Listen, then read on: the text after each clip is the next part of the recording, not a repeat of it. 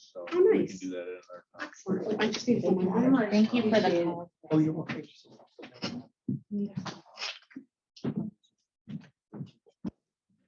Or how about Monday? No, you can't do morning. You can't do morning at all. Elaine, could you do Monday? I hope that I work 7:30, 7:30.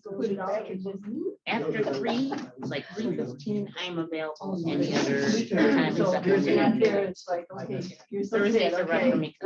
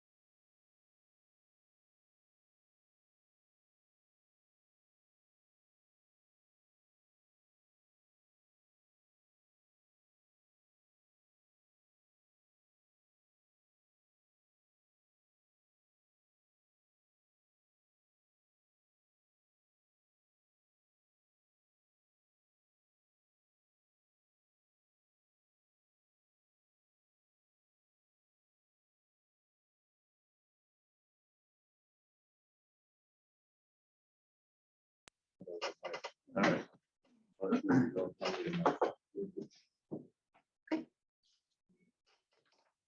Good evening, everyone. Welcome to our Board of Education meeting. Mr. Nash is out of town this evening, so I will be serving in his absence.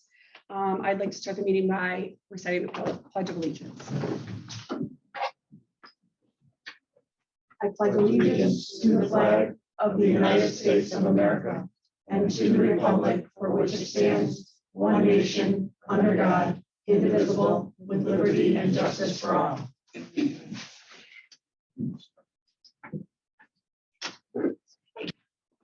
This evening, we appreciate our department heads being here. They're going to give us an overview, particularly for the new board members and the new year starting of where we are on things. So we will open with you, Mr. Meza. Good evening, everybody. Just prerequisite, a lot of this stuff that I'll be talking about tonight, we will discuss in committee meetings going forward, but as David said, this is 10 updates of where we are.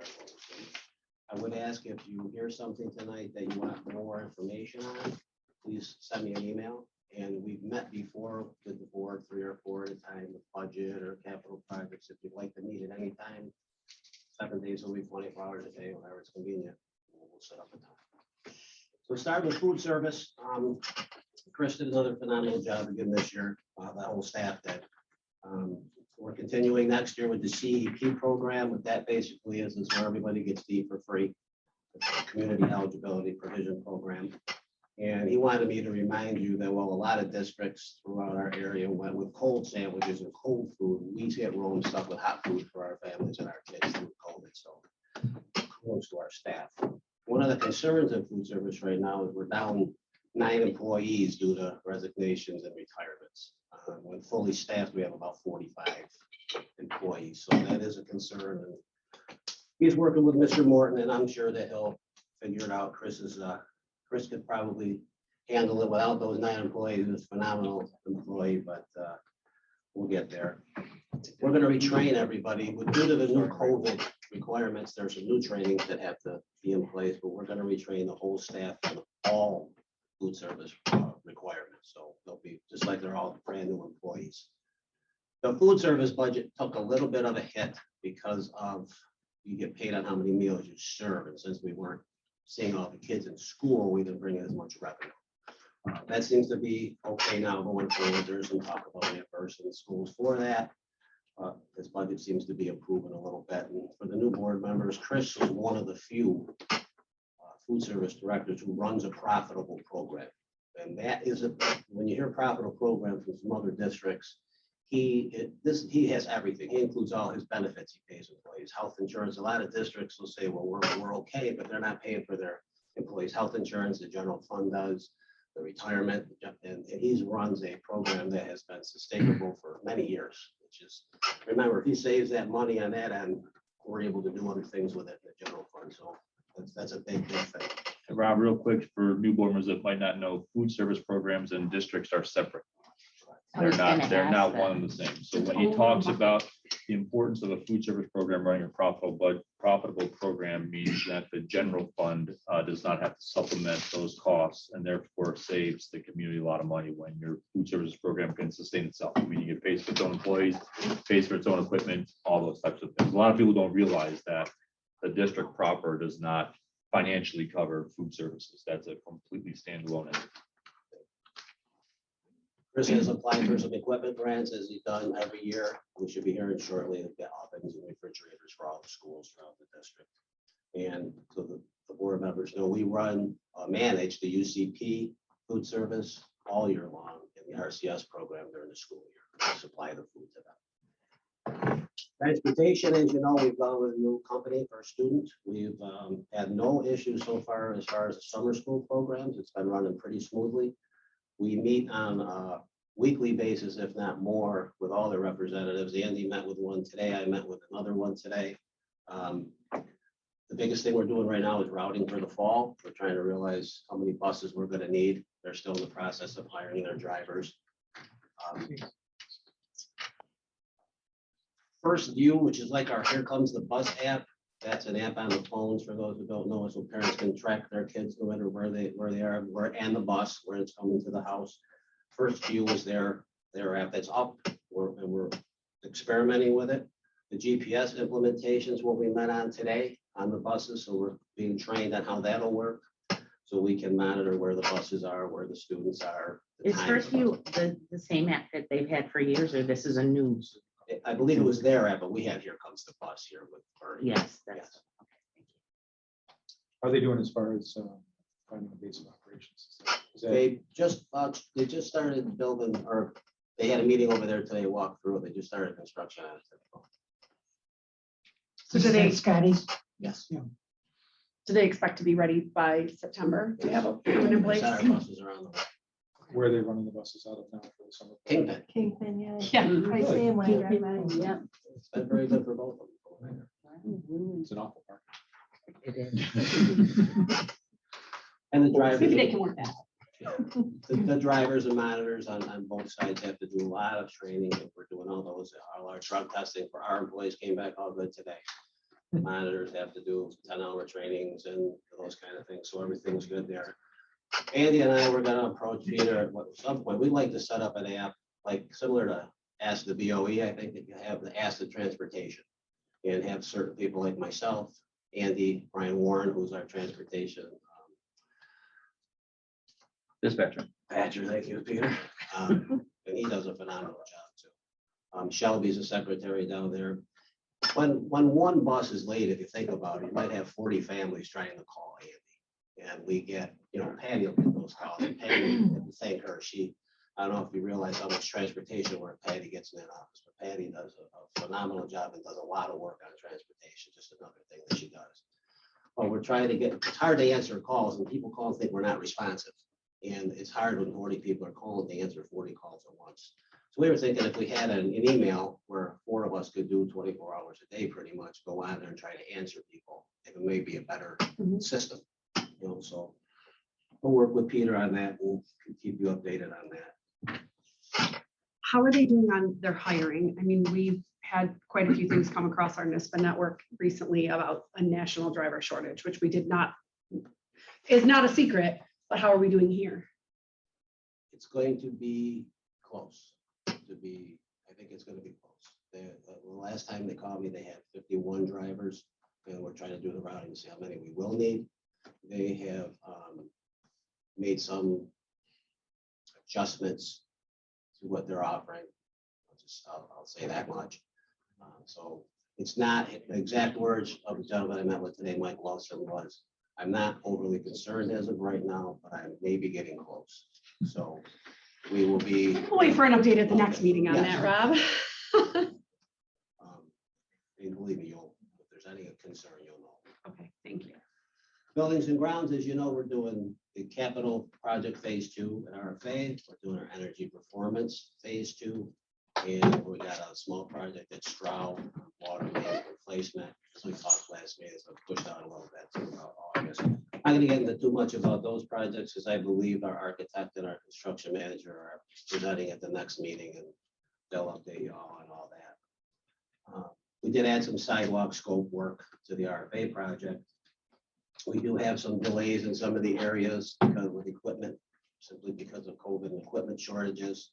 So we're trying to move work, some work we can do now that we were going to do later, and hopefully that'll all work itself out. We probably won't make a lot of the deadlines, but we'll continue to update you on those. That's just because of the pandemic.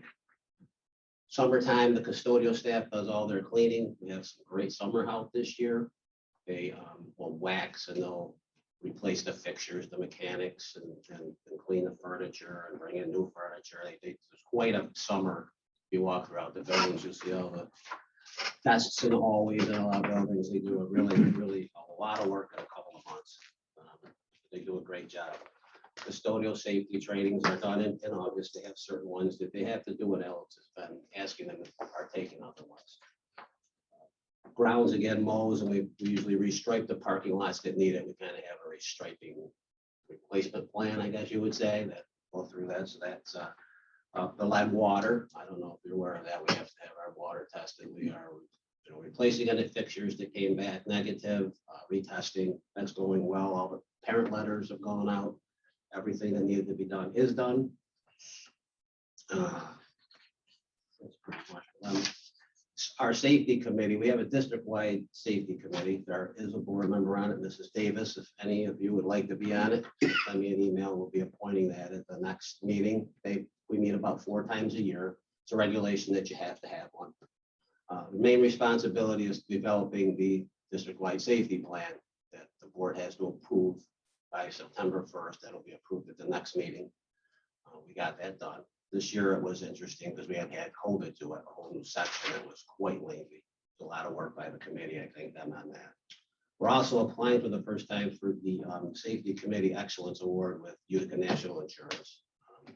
Wanted to do that for 2 reasons. We do a great job in the district with safety, but it also helps you. There's a ton of areas. It's a lot of work to get it done, but it helps you improve in areas too. Areas that you look at that, we may not be performing as good as we can, and we'll see that, and then we will at a later date. Always room for improvement. Business and finance. Biggest thing there is we'll have to decide what our tax levy increase will be. Just to remind everybody, we did a 2.23%, 2.32% increase in our budget. Was the tax cap, we put in a 1.9. So as we talk about sometimes whether we'll go out of that or less. We have applied for the HRSA money, the 6.2, we got our application in timely.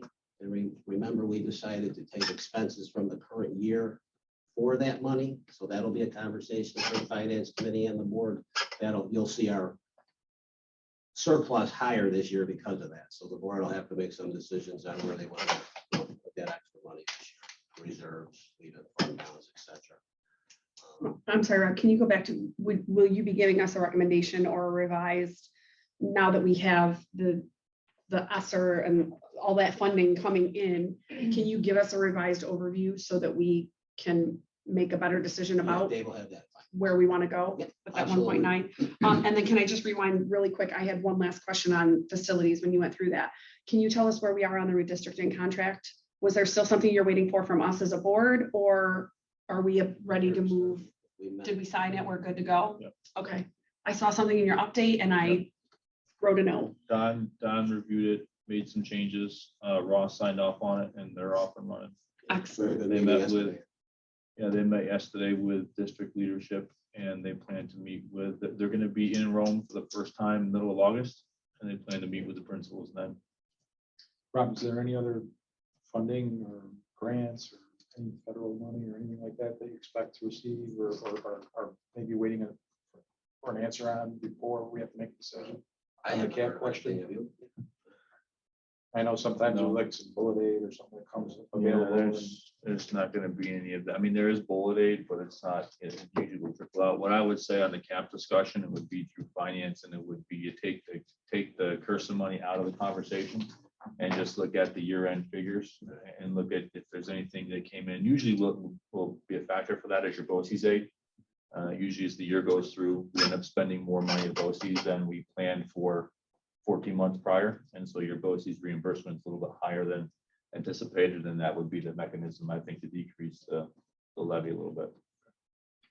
So, sorry, go ahead, Joe. I was just going to ask a question that my daughter wanted me to ask on facilities.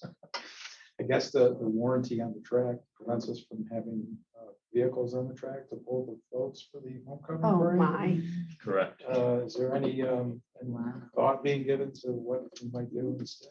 Is that something that we're going to have to deal with? in the Staff coming has been months? aware of that for over a year. They should have some solutions. I haven't talked to them about it, but they've been made aware of once that new track goes in, it's going to be off limits.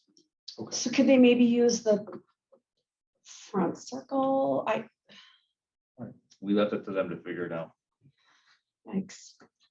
I have two quick other facilities questions. We have found an alternative pool for the fall for programs to begin. So we're doing a hump. I know several districts, including Hallenpant's one we've used before, and the Y has also reached out. I'm not so sure where it might get settled, but I can follow up with them. Okay. Is the Y regulations? I didn't see the sex. I'm sorry, School for the Deaf.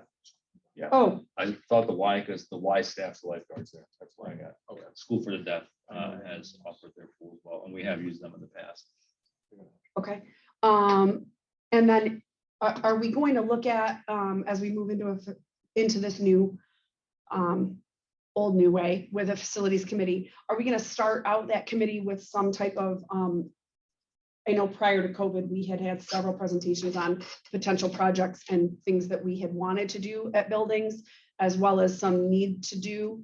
And I know when Mr. Ross gave his presentation, he had talked about our last building condition survey. So first, can you refresh me when the last time is that building condition study was done?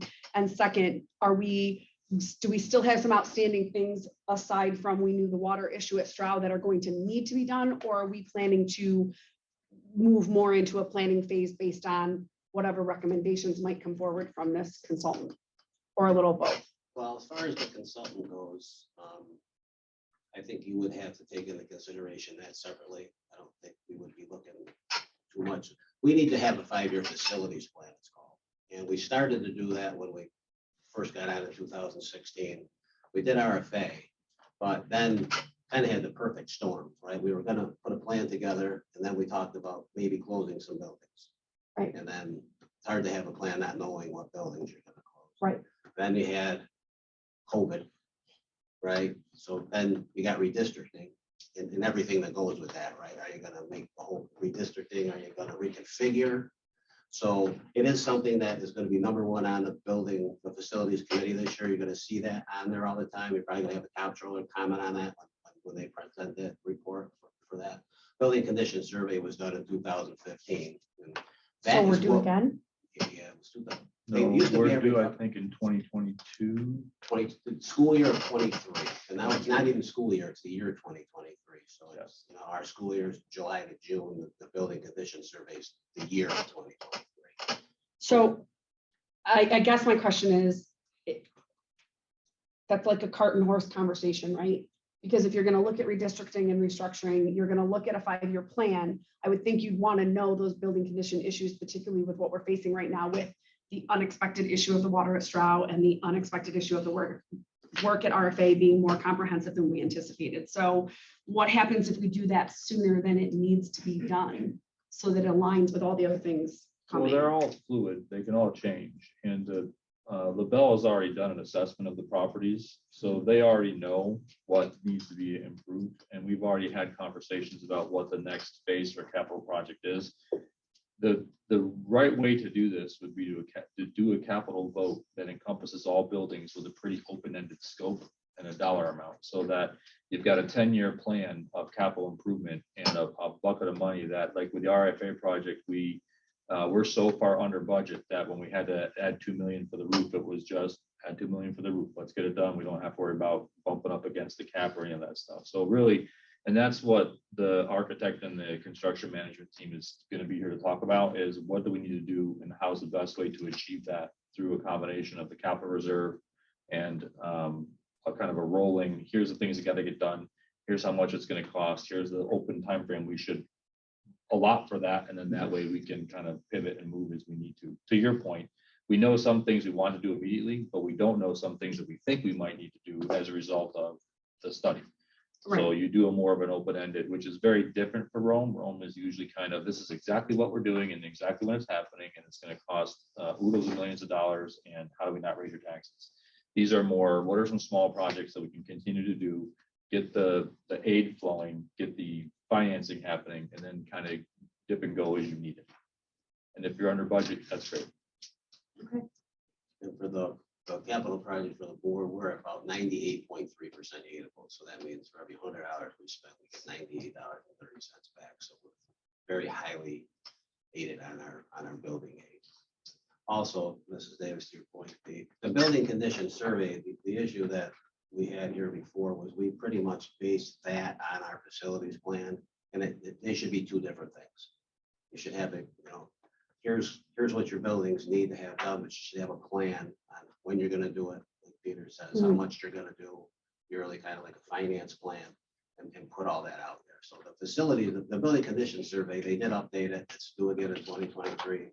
But a lot of those things can be done on that condition survey without a capital project if it had to be done. So we really need to figure out, as Peter says, you know, what buildings do we want to do? Are we going to do them all at once? How much are we going to spend? And have that plan. We've had a lot of ideas, a lot of good ideas, but we haven't really, come up with a plan. And that's something that should always be looked at every meeting with facilities and updated.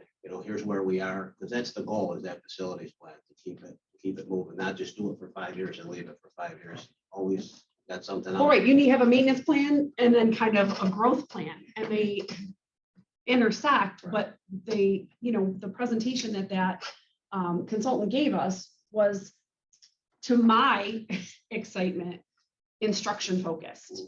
And I know, having had kids in the district since we started Stokes back in 2006 up to today, or even, when we built the high school, it's always like Peter just said, we're going to do this building and then we're going to do this building. It's never been, where are we going to be in 5 years or 10 years? And does what we have for facilities match up with how we want to deliver instruction? So it's as we've started to delve into a new year and hopefully moving away from, as Joe mentioned previously, being so COVID focused and starting to be able to get back to talking to our bigger plans for education here. So it's a lot, and I appreciate you fielding my litany of questions. I've been taking a lot of notes as all the emails and things have been coming through. I am going to ask one last facilities question because flooding has been an issue, and you know where I'm going with this. So how's it look on Bloomfield Street?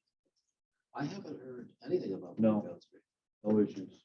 The RFA. only issue we've had is we had a sewer line back up at RFA and flooded the courtyard. Stadium support had a little alarm issue with the water. Looking at it the other night, but Yeah, we have to talk about that later. Put a pin in that one for the next facilities meeting. That one we know. All right, well, that's good news. I fully Kind of shocking, anticipated. actually. Yes, it now that I think is. about it, but yeah, no, Yes, it is. usually we can count on that one being a mess. Maybe you could have, but no one noticed. We might have all just spoken too soon. But anyway, few other things for finance, the band that we talked about for about $14 million closed the other day. We borrowed at 2.38%. $14 million, about $35,000 of interest to borrow $15 million. I tried to get 15 million for myself at that rate. They told me no. That's incredible when you really think about it. It's just amazing. That closed on the 27th. And again, we look to go to bond next July for that. So the board members that are newer, we usually take out bands at first because there's a lot less in interest than borrowing a bond. And we work with fiscal advisors who helps us decide what we're going to do about when to go to bond. And the bond rates have been good too. We usually can do a band up to 5 years, I believe, right? After the third year, you have to start paying some principal back. But we plan on going to bond for this next July. Our internal audit was budgeting. If you remember budgeting process, they're pretty much done with that. They've sent Dave and I some preliminary findings and questions, and we're going through those. So you should hear something probably at the finance committee meeting. Not that one, the next one, because I know Dave's on vacation next week. And that leads us to our external auditor, Mr. Crisimo. By law, we have through regulation have to have our external auditor present to the board pre-audit before they start their audit. Our audit was going to be August 3rd, August 2nd or 3rd. I believe we moved it to September 3rd now. But Lenny's here to. Well, the 6th was a Monday, so they thought maybe they'd come in Friday. Oh, maybe Friday, right, you're right, you're right. Lenny and I go back how many years? 42. At least 30, at least 33. All right, well, thank you for having us. I put together a green folder for you like I usually do for the audit committee. I usually don't do this to the full board, but just to kind of let you know where we are right now, I'm just pointing out our schedule. We were here back in June doing the preliminary procedures, but we look at internal control and do our risk assessment and see where everything is. We didn't really have any issues. The only issues that we had last year were closing the books. And we were here early in August last year, but I was kind of happy that they wanted to postpone it with everything else going on with the grants and everything else that's happening in the business office. It was good to push that forward because last year I think we had like over 30 journal entries, which means we were kind of helping you close the books, which is not a good thing. Some places we go to, we don't have any journal entries, or we just have like 3 or 4 journal entries. So that was an issue last year. This year I have the same manager, Roy Miller, who's usually with me, couldn't be here tonight. Usually assists me. He does most of the work. We do the reports together and everything. Usually saddles me with the more difficult things to do, whether it's debt or refinancing, advance refundings or whatever. This year, we're looking at the single audit, and we were talking about the CRISA money, and so that's part of what's going to have to bleed into our audit. So that 6.2 million will be part of our audit. So once that's approved, and we can get it booked, so that'll be recorded in the 2021 year. So we're looking at about $8.3 million that will be from COVID type grants that will be subject to the single audit. So they'll all be like one major program. In 2019, we did the school lunch program, and last year we did the special ed Title IIA. This year we're probably going to have to do the $8.3 million of COVID grants plus Title I. So we got a lot on our plates this year. This year is going to be a rough year. With the COVID money, and then the other big thing that we're going to be doing this year is implementing. I put a lot of worksheets in there just to refer to, but there's a new accounting standard, they call it GASB 84, which has to do with fiduciary accounting. So that's going to change a lot of what you see in the financial statements. There used to be a trust and agency fund that just accounted for payroll liabilities and even student deposits and that type of thing. So all that comes out, that fund is going to be deleted pretty much. And a lot of those items will go into the general fund. So the general fund will look a little different this year compared to last year. One of the other big things that are going to happen, anything with the extra classroom that we used to have in a separate financial report, we'll still have that separate financial report, will now go into what they call a custodial fund. So we'll have to show all the ins and outs of the extra classroom fund. So you'll have a balance sheet with assets, liabilities, and net assets, and we'll have revenues and a statement of revenues and expenses.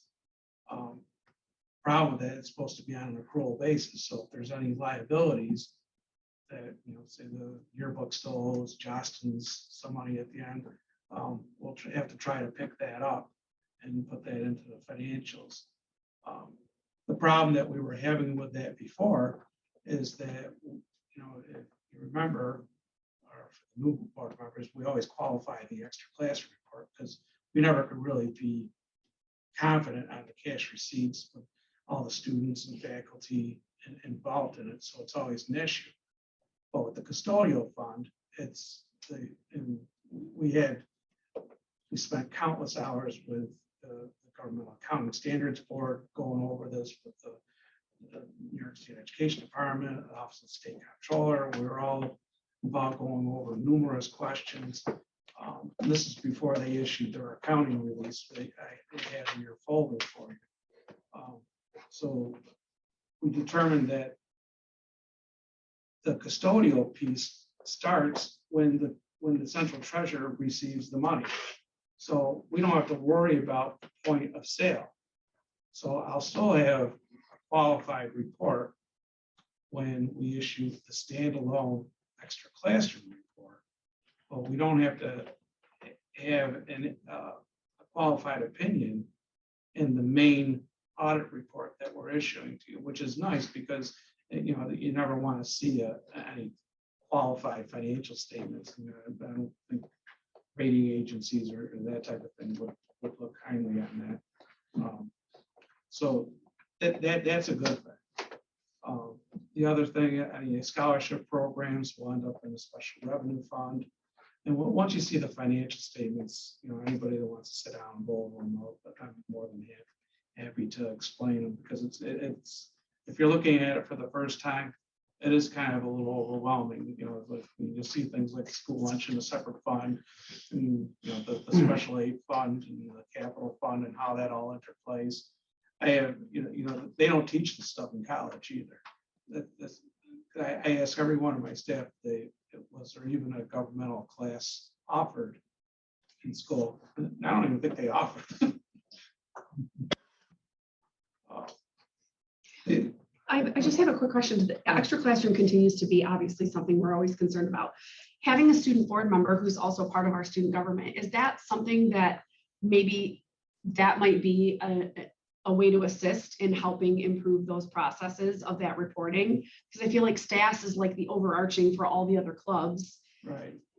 There's got to be a way for us to offer some type of training or offer a general template. I feel like we're constantly. Well, generally, extra classroom, I always think it's always a matter of having training every year. It's, even for Madison and I, BOCES, we do a small training for them. Every year they want us to have it in, whether, sometimes, especially this year, there's really not a lot going on. I know even. I don't know, as soon as the kids went back, I had like 5 fundraisers Yeah, in May. yeah.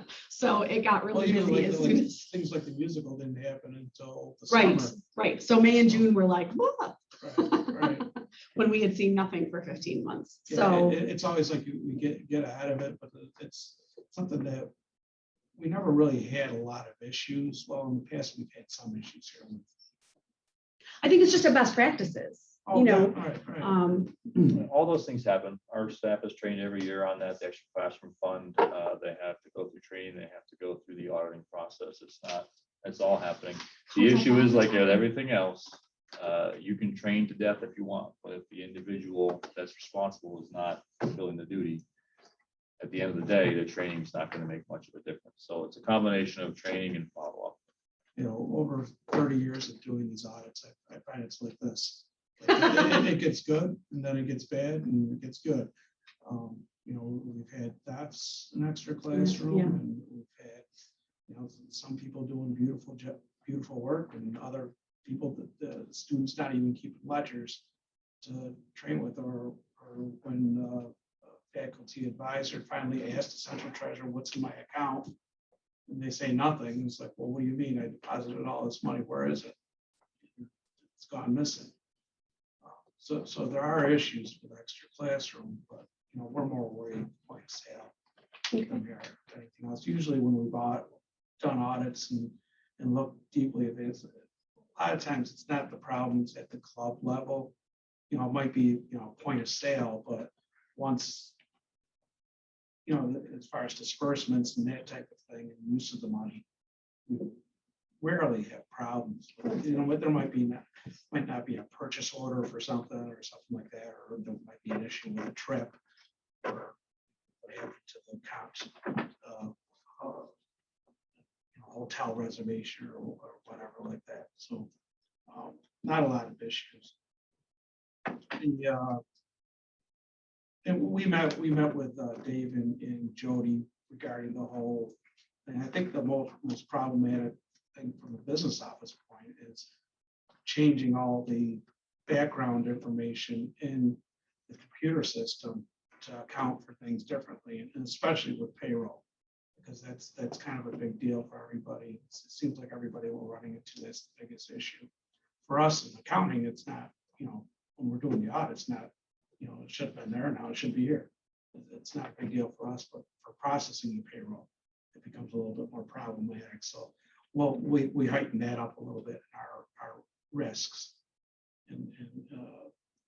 And here too, we'll probably look at payroll deposits and that type of thing to look at a little bit more than we have before. I know I've put in like several requests for abatement on penalty notices for payroll deposits. So we'll look at that a little bit more when we do the audit.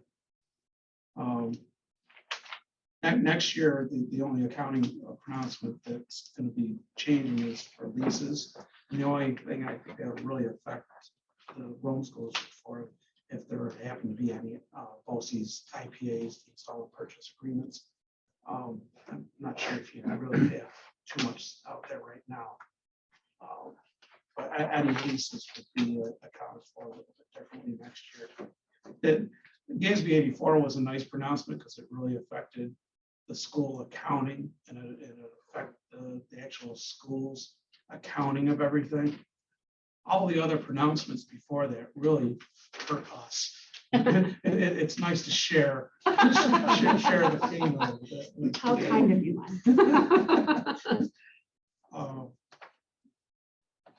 As far as audit standards, there's really no changes in audit standards for this year, other than auditing the CRISA monies and all the other COVID grants. But there is a new compliance supplement at the OM Office of Management and Budget issues, and we audit in accordance with that, whatever but there doesn't seem to be a lot of compliance requirements when you get to the we're gonna have to audit with regard to these grants. It seems like a lot of the requirements are on state level as far as things like cash management. You know, we still have reporting issues, but even like payroll issues, they're not even requiring time and effort reports, only if the employee's been split. So we're thinking that that shouldn't be too big of an issue.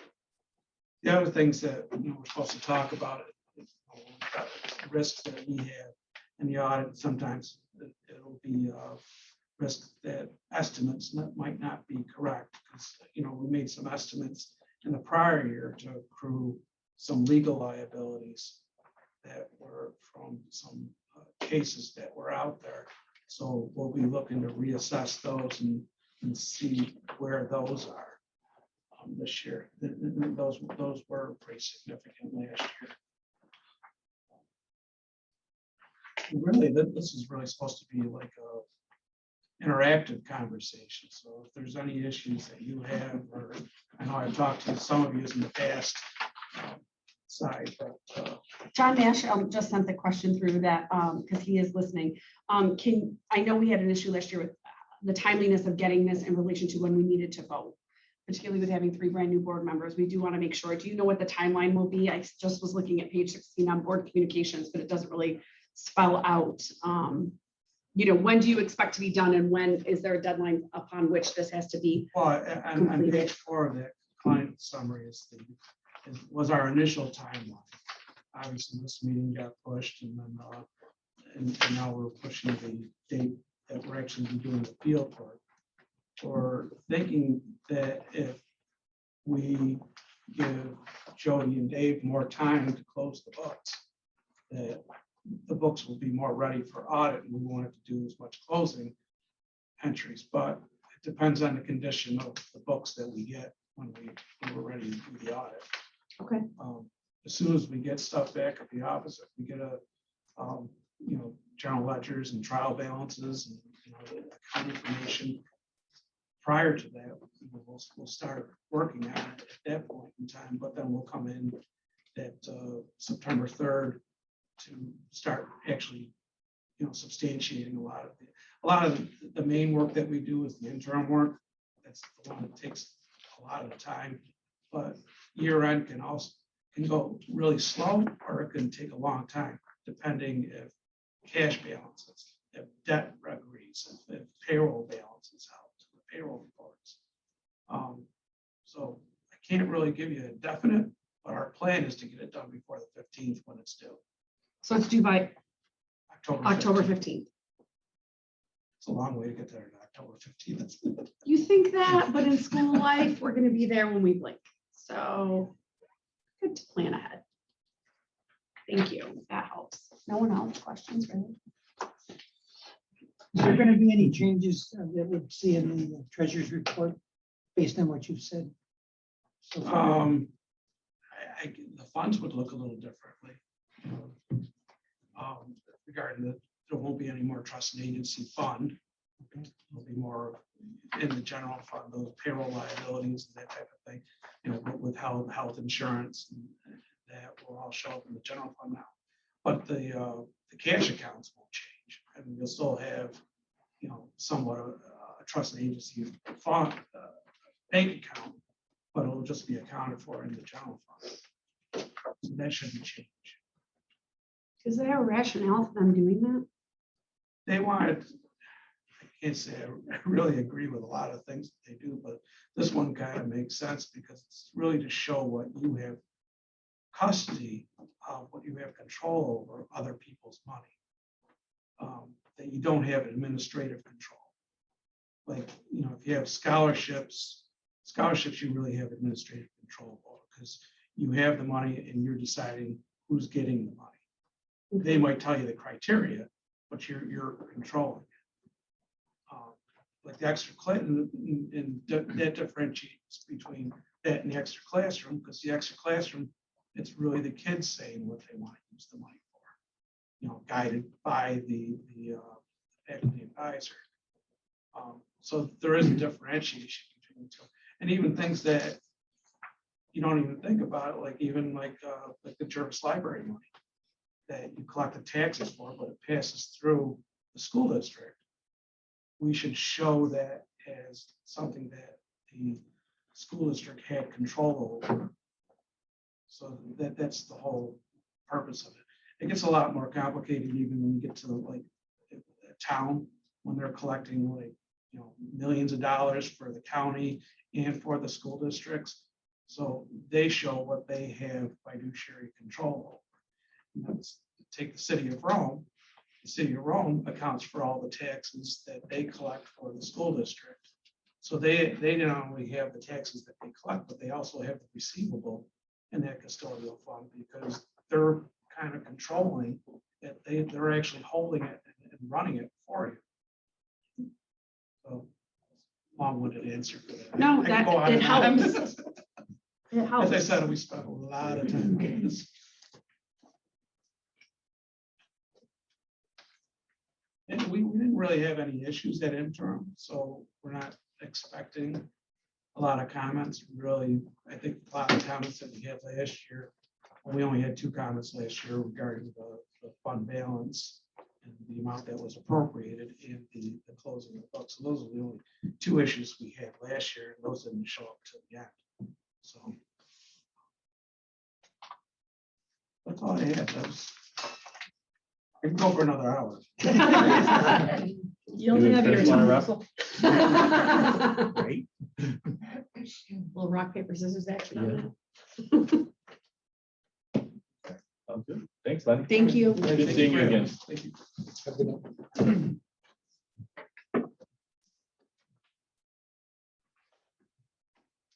How are you, buddy? All set. Got several things to share tonight with what our the educational programming department is working on currently. Right now, we're in the midst of finishing up our district comprehensive improvement plan, and the 5 schools that are in need of improvement are completing their school comprehensive plans at this moment. Those are due for the schools on July 31st. We had an extension from the state because we had 4 or 5 schools on that to complete our DSEP plan, because the state wants us to incorporate all of the 5 SEP schools into the district plan. So they want that to be together and envisioned. We have 9 teachers, 3 principals, and then also 3 parents from the community that are working with us on this committee. We've been meeting each Monday, or we've met 2 Mondays, and we'll finish up probably in early August and have that to present to you. Just so you're aware, the district is required. It's a lot different than it has been in the past. In the past, it was very detailed. They broke it down by months of what you were going to do with this. It's not the same way with the DSEP or the SEP plans this year. They are expecting us to come up with 3 to 5 commitments at the district level. All of our schools have 2 commitments each that they're working on. And all of it's not instructional this time. A lot is on social, emotional, and equity too. So you'll see that reflected in the SEP plan and also the DSEP plan. Currently, at this point, Denti, Bellamy, and Gansevoort have been reviewed by the state. I've been in on those meetings with the exception of Bellamy. They just sent it to us and said it's been approved by the state. So those 3 schools are all set. We're still working a little bit with Joy on one, and Staley is finishing up at this moment. So I'll have those for you. Those will be reviewed in the next week or 2 with state ed and myself. Once those are complete, I will provide you a summary. I'll give you the full thing, but provide you a overview of both the SEP and the DSEP steps. I do want to give a shout out to the principals of these SEP schools and their teams working on this. They've been very good. We've had changes every year from state ed. They've worked toward making the process a little bit more simple. So I appreciate all the work that they've done working with state ed and getting these complete on time. They've done a fantastic job, those teams. The second topic I have is SN title funding. Dana Benzo, who's our elementary director, and Jen DePerno, who's our secondary director, are our title grant writers. They started that process last year. We used to work with BOCES. Marilyn Trainer used to come in and help us with that. And they've taken charge of that this year. Just for the new board members, we receive funding in Title I, which is compensatory education. Title II, which is used for professional development and class size reduction. Title III, which is language instruction for limited English proficiency. That part, the title grant is actually, we work with Arbor out of OCM BOCES, and they really assume the role of that title, and we send anything that, any budgetary items to them for approval goes through Arbor. And then last, we're eligible also for Title IV, which is student support and academic enrichment. The grants due August 31st. That's usually the deadline for that. We'll have that finished. We have 7 schools that receive title funding. The only 2 schools that do not receive title funding is Stokes and Ridge. Once that plan is solidified, what I did last year was to break down the funding of what we were using in that. So I'll do that presentation for you and get that to the board once we're done. We're required at the district level, each building, usually at the beginning of the school year, we'll go over title funding with the parents in each school, usually at an open house, sometimes a PTG meeting. We're also required by law at the district level to hold those meetings. And we're required to go over all of those titles. And actually each title has some different characters that they need in that. So we did meet on Tuesday. John Nash was present at that meeting to explain what title funding is. We've got a couple of people who were not able to make that meeting. So what we're going to do is do another meeting so that we're able to incorporate those other people that we have to by law do that presentation with. Just they weren't able to show up that day. Here's what happened. Any questions on the 2? So good. All right. Or you just want me to go faster? You just want Lenny to talk first all the time. They're already tired. The next is. I have a quick question. Oh, sure. Why don't Stokes and Ridge get the title funding?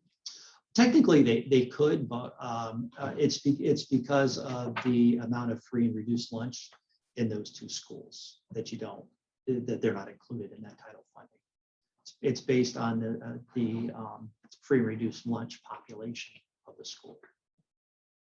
Technically, in a way, you could include them, but the funding would be spread across all 9 schools that way. But we've never done it that way.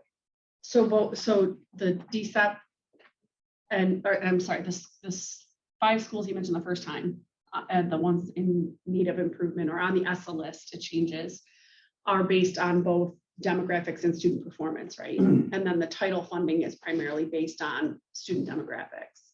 Correct. Okay. Yeah, that's correct. Next topic is the civic readiness credential. I'm proud to announce that we are one of 2 school or districts in our region to be selected as a pilot school for the new civic readiness credential.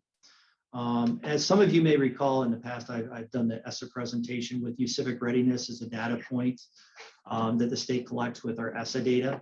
The seal can be used as both a pathway to graduation. We have the 4+1 pathways to graduation for students, where the students can take 4 of the Regents exam, 1 in each subject area. And then there's an alternative of taking that 5th one. The civic readiness credential will be one of those extras that kids can do so they don't have to take all 5 Regents exams to graduate from college.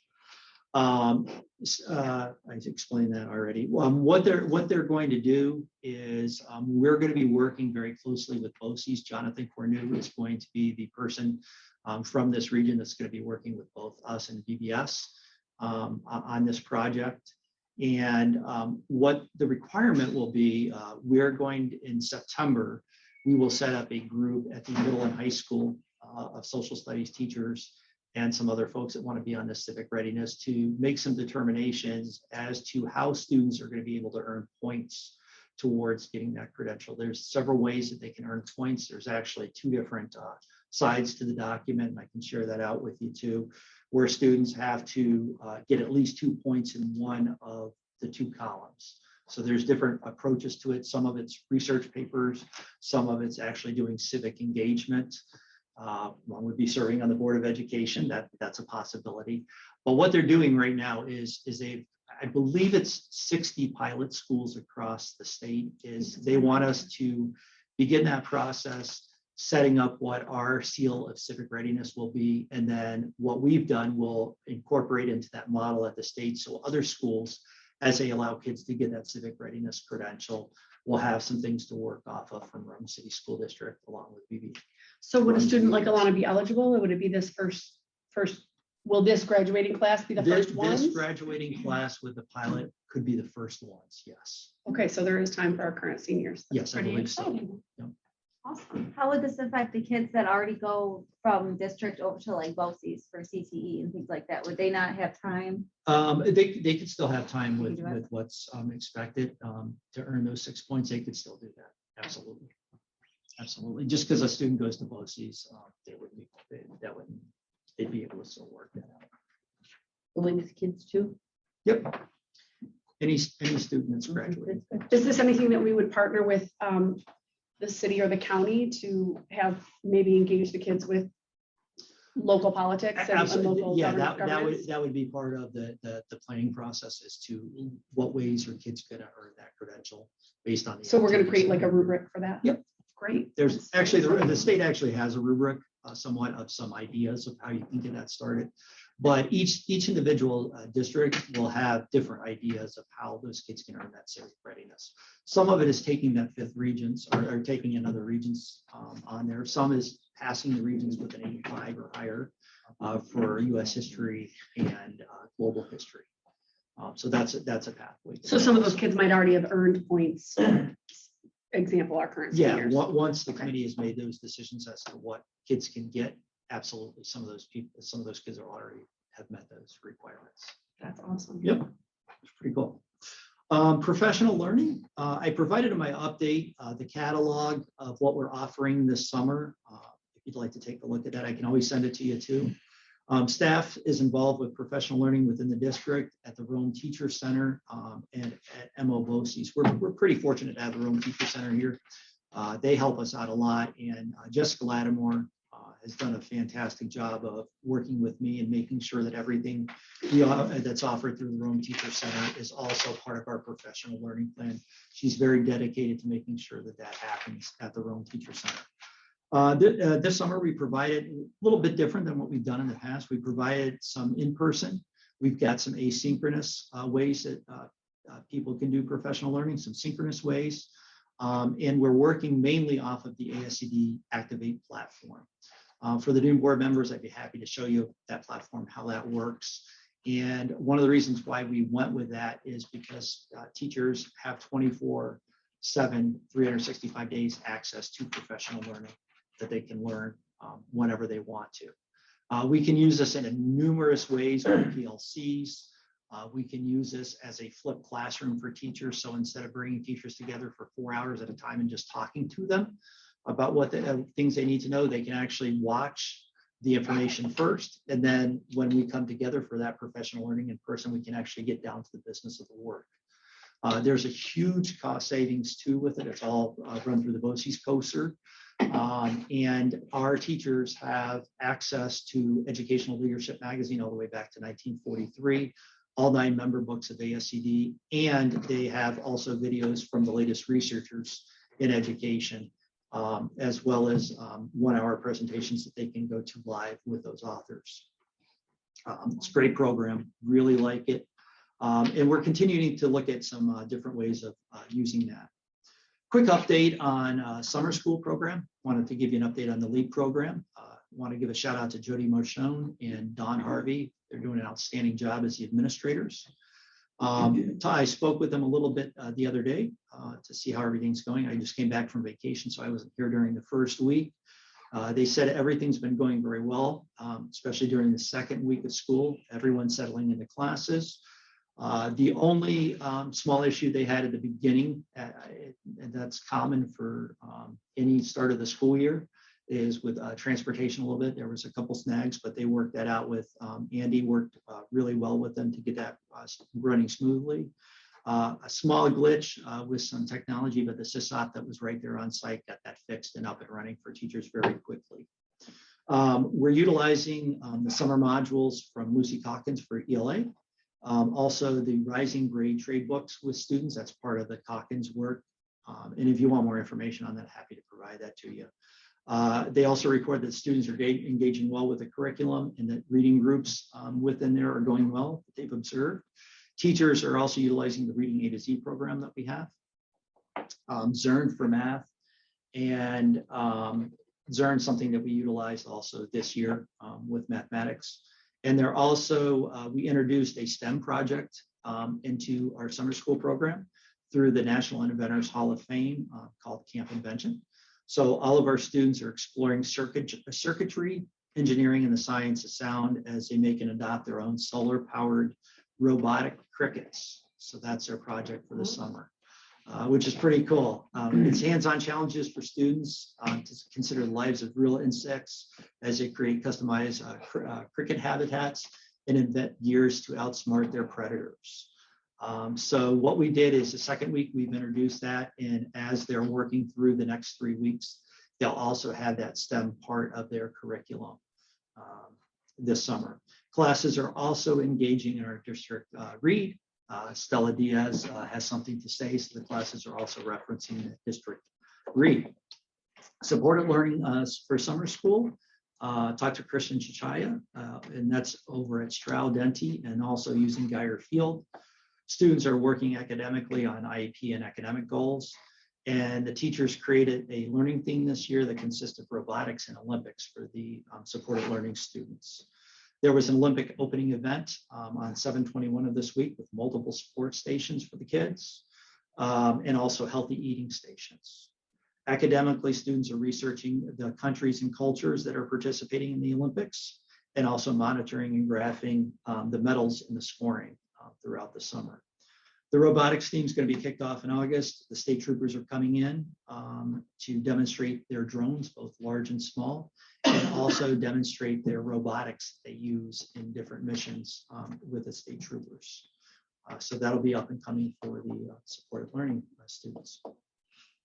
Did also want to make mention of the National P3 Center that we're involved with. Dana, Jen, Amanda, who's our Director of Guidance, Brenna, our Supported Learning Director, and several of our elementary principals. And Karen is also part of that group, and we appreciate her joining us. We're involved in a 10-month program through the National P3 Center through the University of Colorado at Denver. The program will help us to examine through a critical lens our P3 approach to education by focusing on planning, implementing, and evaluating our strengths and also areas of improvement that we can do in that area. It's an important part of the pre-K-12 education continuum nationally, and is a much overlooked part of state and national policy with education too. We're lucky and fortunate to be working with Christy Carraz, who's the director of the National P3 Center. She's worked with over 40 states on P3 educational policies, including our own state. She was the one that helped to develop the guidelines for the pre-K3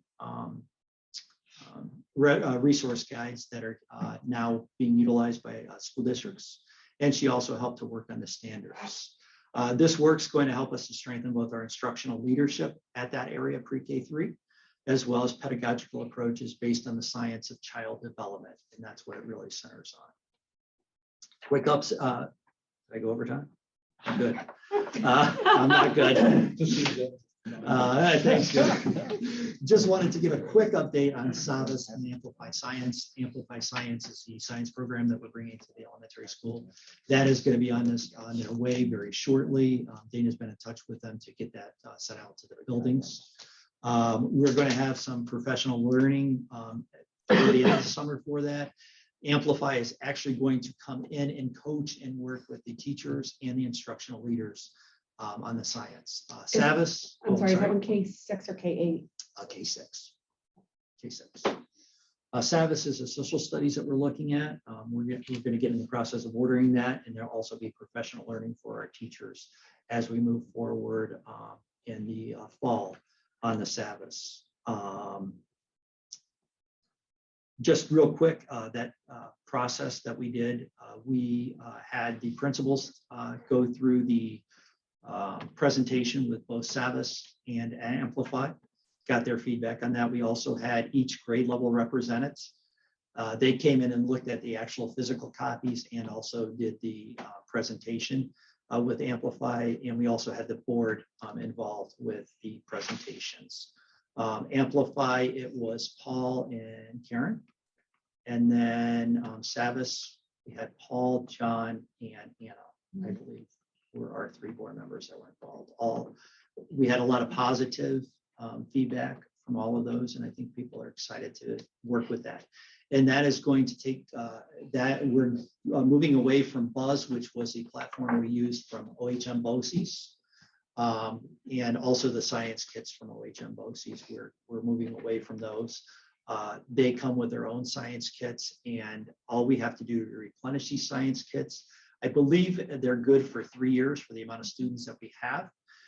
We can replenish the supplies from just a local office supply store for them to be able to continue to do those labs. And that is my report for tonight. I'll have some more in education, our education committee. Can you possibly, you mentioned summer school, can you give us an update on enrollment in the credit recovery programs for 7 through 12? Absolutely. I'm gathering some information on that right now, and I'll get that to you. Okay. Those are complete. Those finished before the kids leave in the summer. So we started a couple of years ago. As soon as classes end at the high school, they start enrolling kids in summer programming right then and there during Regents. I think what we're looking more towards, is Karen and I were talking about some preliminary things and things that we haven't really looked at, particularly on the heels of COVID, are how many kids were not successful, how many kids enrolled in one of the credit recovery programs, and how many completed the credit recovery program successfully. Particularly in this instance, some of these kids, and I'm attending the NISPA Law Conference, and the first segment was all about recovering from COVID. And one of those dialogues was, we know there are kids that we lost. We know there are kids who would log on and not participate, or who struggle with the online platform, yet the only option that they had for credit recovery was also an online platform. So it would really be helpful to us to look across the board at, who was eligible, who took advantage or had the capability to take advantage of it, and then who did complete it. Also, some data on this graduation cohort would be great, and any numbers of kids that did not graduate would be helpful to us as well. So that presentation comes in August. Usually by mid-August, we get our graduation data back from the state. Okay, So it's already planned. thank you. Yep. And I think you're referring right now to Apex. that we're using, Apex and and Edmentum. yes. 2 different programs, 2 different purposes, and I'll get you, we're working on that data. I heard the same rumblings this year of how late it was when parents finally knew that their child didn't pass a class, whether or not the child knew what to log on for. I had one parent say to me, I got a letter saying my child's supposed to do Apex, but it's for a class he didn't even take. And then I had, similar concerns of people saying, teachers and parents alike, if I couldn't get my kid to log on all year, I don't know why you think I'm going to get them to sit in front of a computer for the summer. So, and again, we know that COVID was a big reason, but now we have got to start shifting into recovery mode and making sure that we regain the engagement of those kids. So. I plugged into the Ed Committee calendar for October. Thank you. She's right on top of that, Rose. All We good. can talk about earlier, but just plug it into October. Any other Push questions? it in as well. No, that was very thorough, Chris. Thank you. You're welcome. And do we have Mr. Morton? I'm going to do some people ops.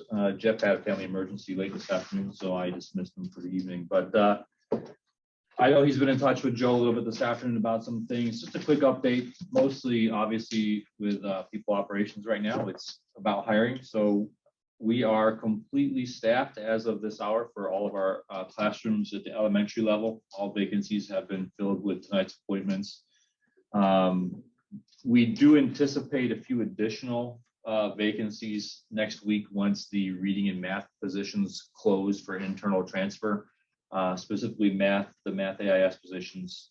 Normally what will happen is current staff will select those as part of the RTA contract, which will leave vacancies either in a special education classroom or in a general classroom at the K-6 level.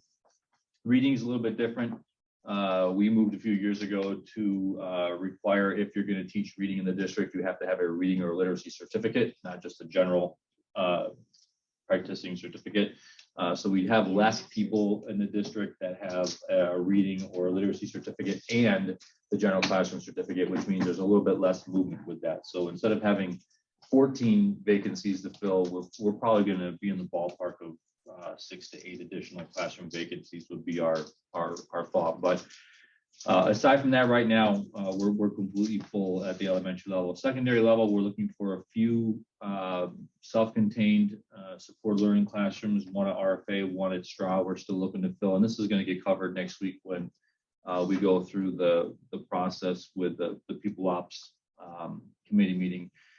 And that's really it for the instructional kind of classrooms piece of it. All of the remaining positions of the core instructional spots, the secondary, are also completely full based on tonight's agenda. Aside from that, instructionally, we still have needs in music, art, E&L, and math or PE. Sorry.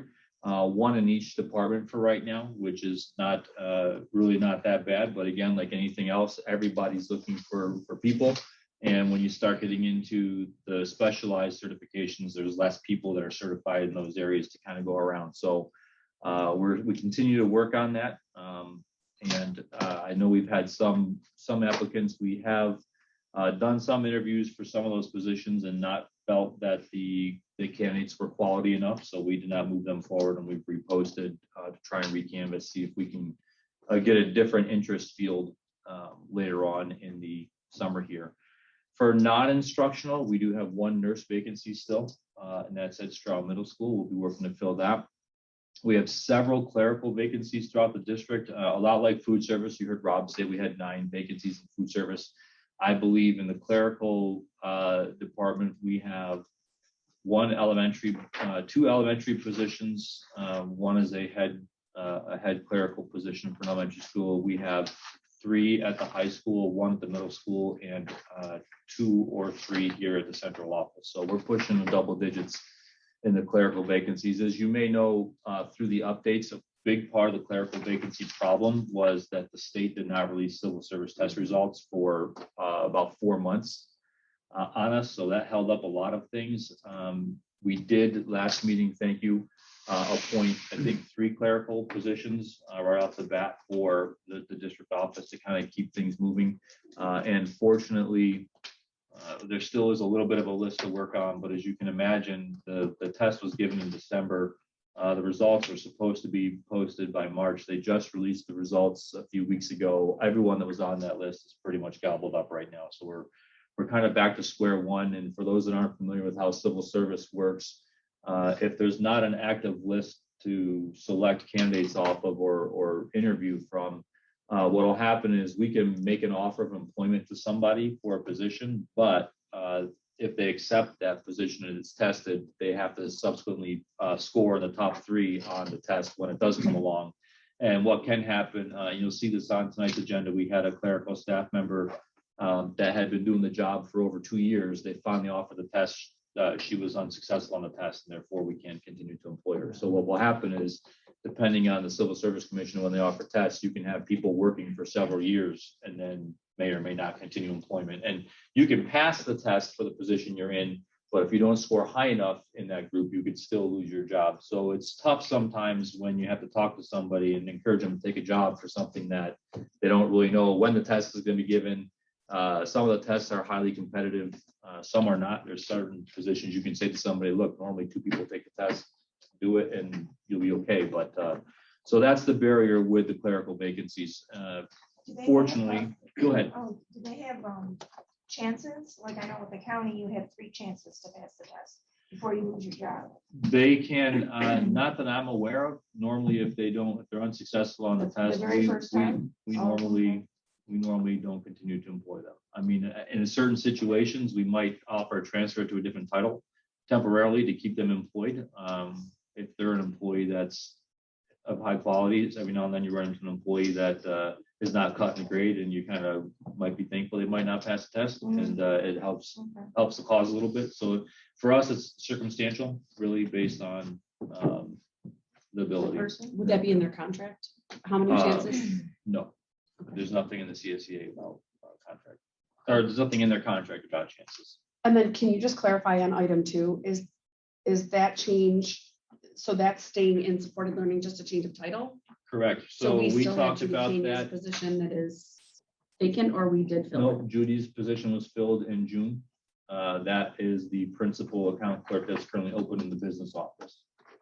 So we have, with the request tonight to add a full-time principal account clerk, there would be 2 principal account clerk vacancies in the business office. There is no vacancies in supported learning right now. And we just, is it on this agenda, the front desk? I think it is. Yes. So the switchboard position is on this agenda as well. So we're down to the 2 positions in the business office right now, the district office. Okay.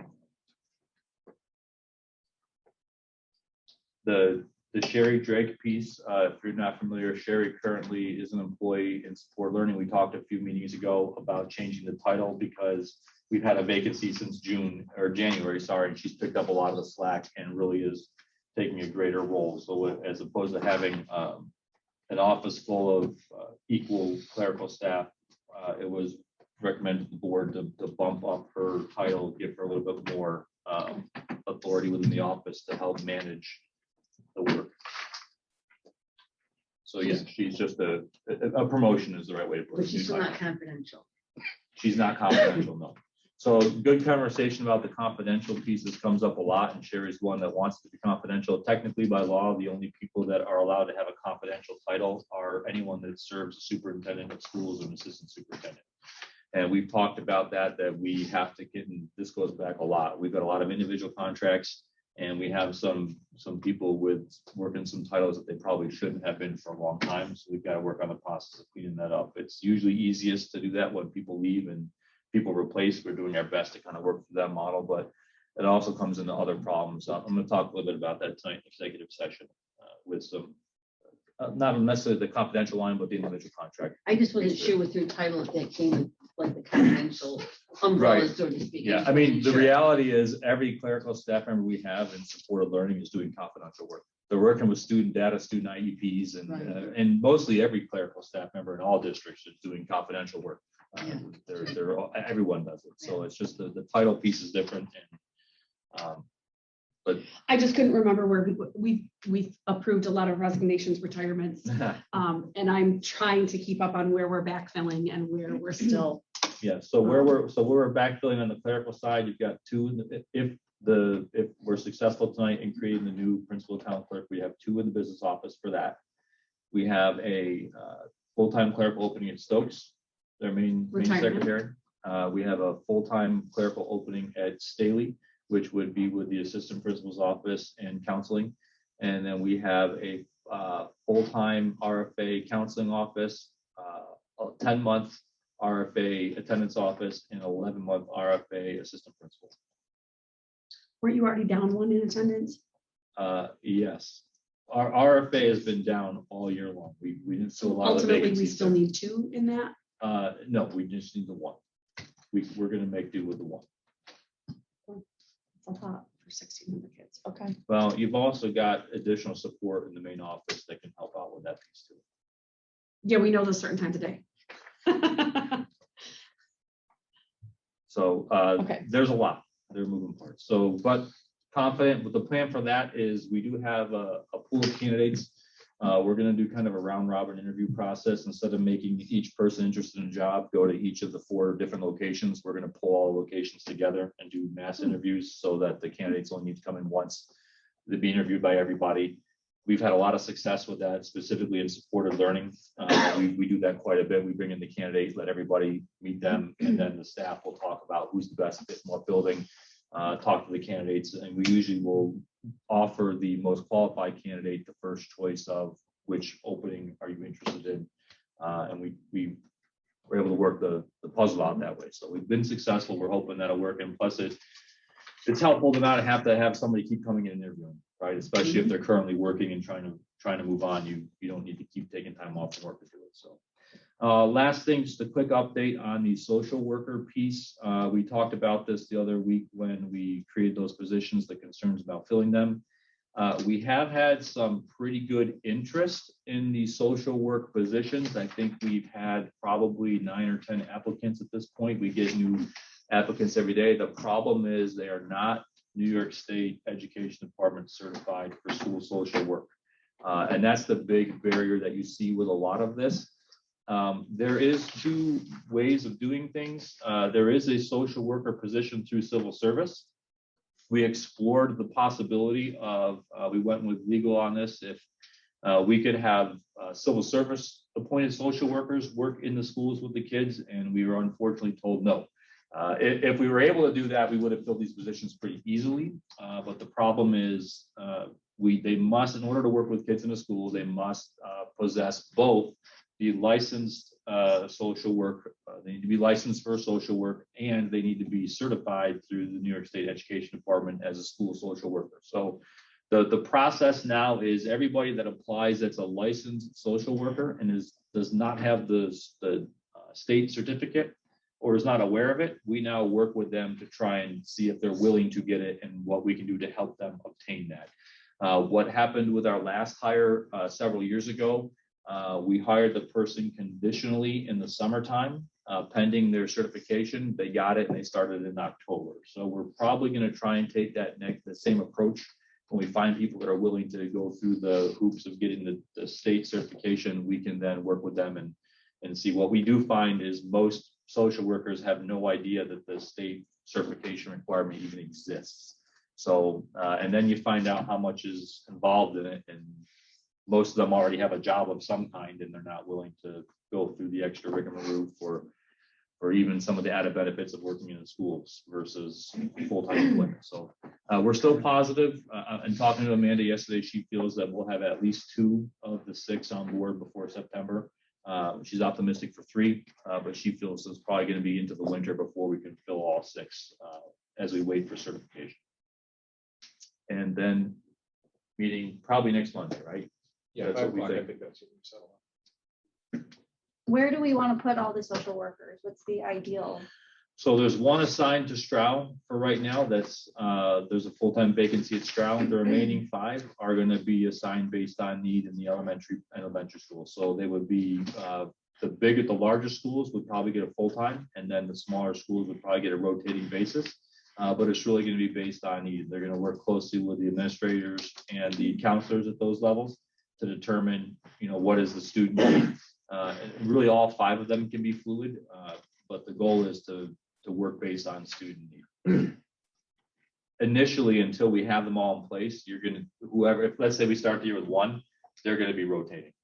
They're going to go to where the most significant need is. The good news is we also still have supports of the Community Schools Initiative and the agencies that they work with. They're all in the schools also helping out. So we've got a pretty good all hands on deck approach, but you can always have more hands. What schools are they in? Safe schools? Are they Safe primarily in schools. the middle and high school? Safe Schools right now is only in the high school. Okay. How many people are there from, how many bodies are in the high school all the time from safe schools? 1. We have 1 full-time employee.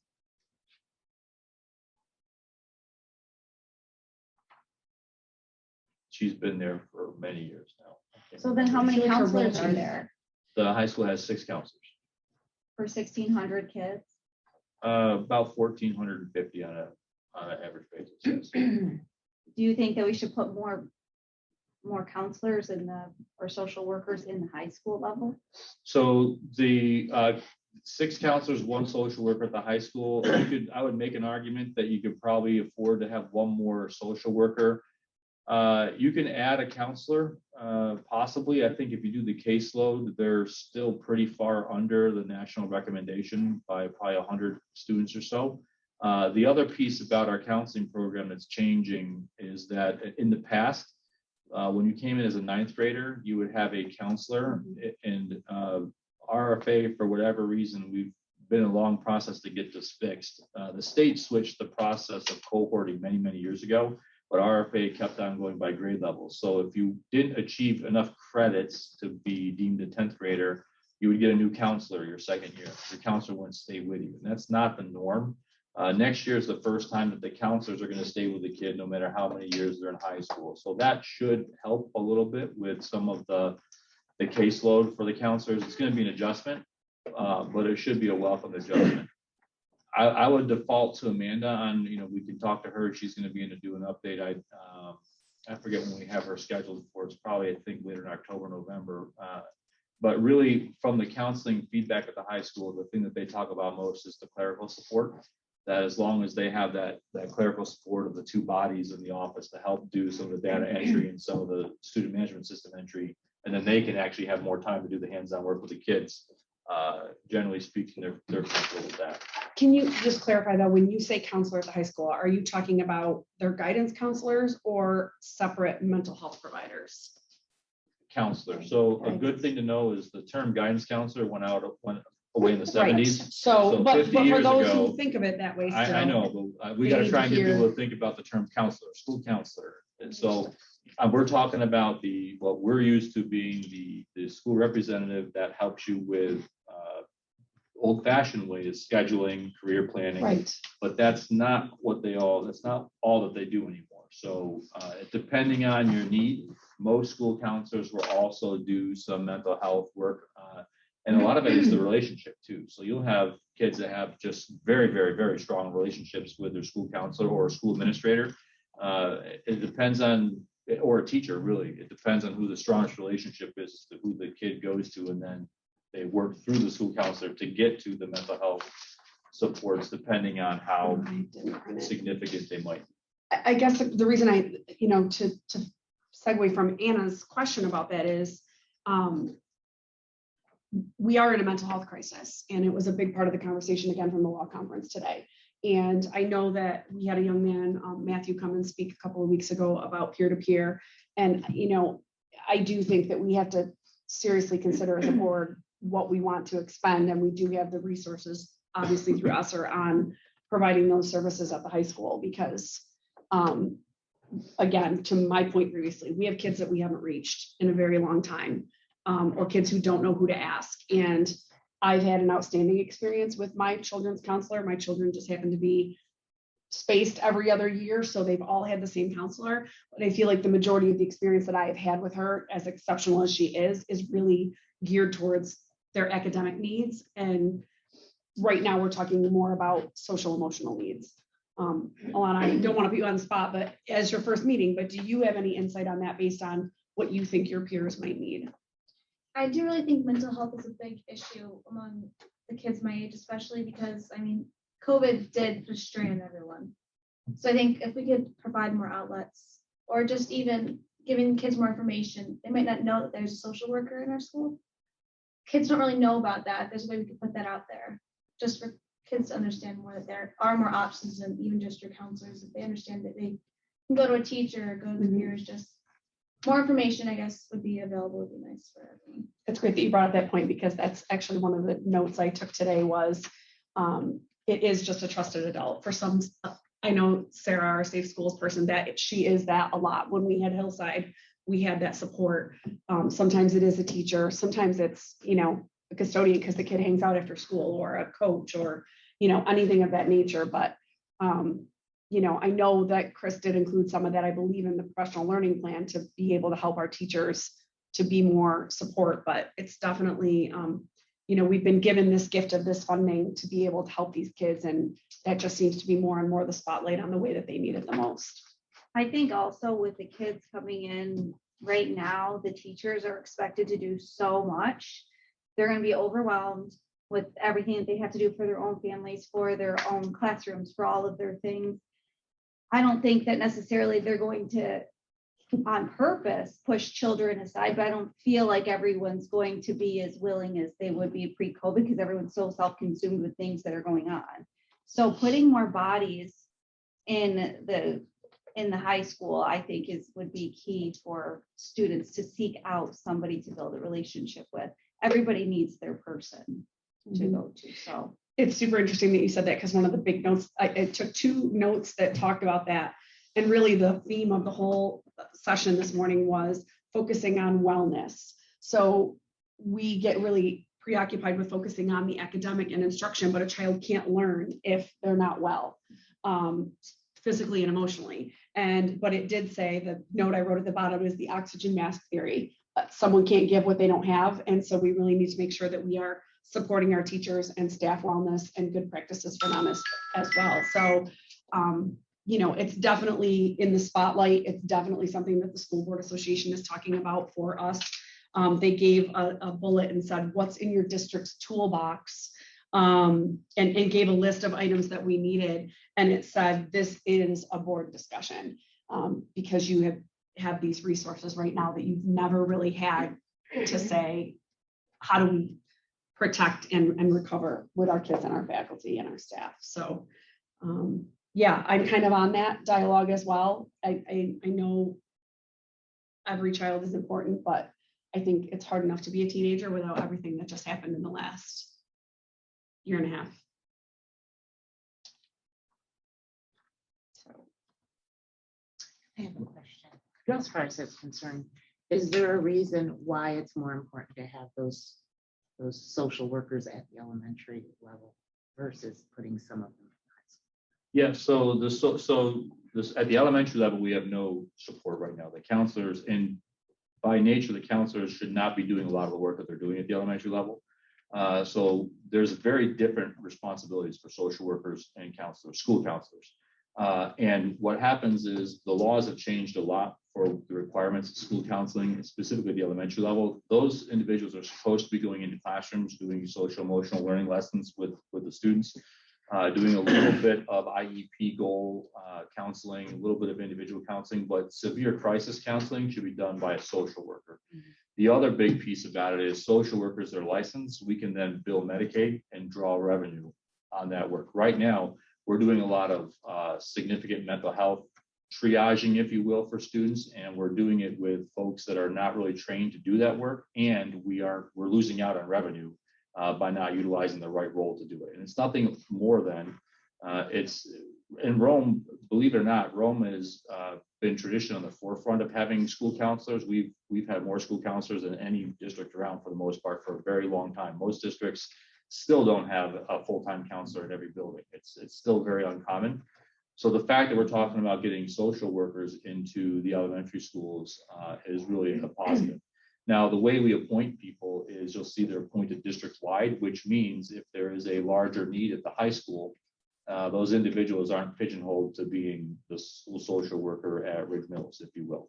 They're a district-wide social worker. If we need them to go to the high school, they can. Just like right now, if we need our high school social worker to go to the elementary school for something, she's able to do that as needed. So we try to make sure we're as flexible as we possibly can.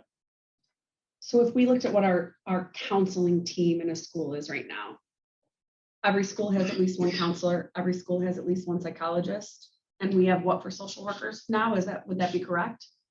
Psychologists aren't really part of the counseling team. They're more on the support learning side of things. They're not doing kind of social, emotional, mental health work with students. So your counseling team is your school counselors. Every school has school counselor. And the social work team. We have positions at Stroud and RFA for social work. Stroud is vacant right now. So we're down to one full-time social worker. Plus we have all of our community partners that we work with through community schools that come in, and they've really been picking up the slack on the elementary level for the past several years. But we're looking to expand on that by having our own.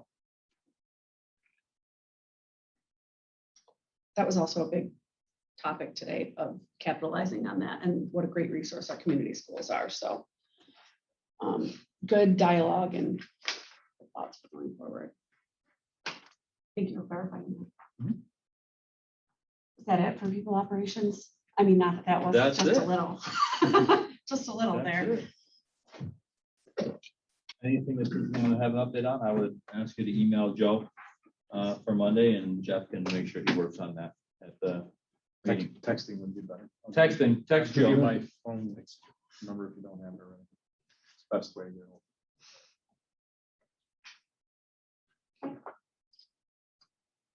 Okay, well, I appreciate the leadership giving us those updates that will help to give a foundation for all the committee chairs and new committee members going forward. In the future, Mr. Nash wanted to remind everyone that we would ask that each committee chair be prepared to give a report of committee when your item comes up on the regular agenda at future meetings. Do I have a motion to approve the minutes of the reorganizational meeting of July 7th? Motion. I moved it. Sorry. She raised her So hand. unusual. Do you second that, Then I Joe? will second. Thank you.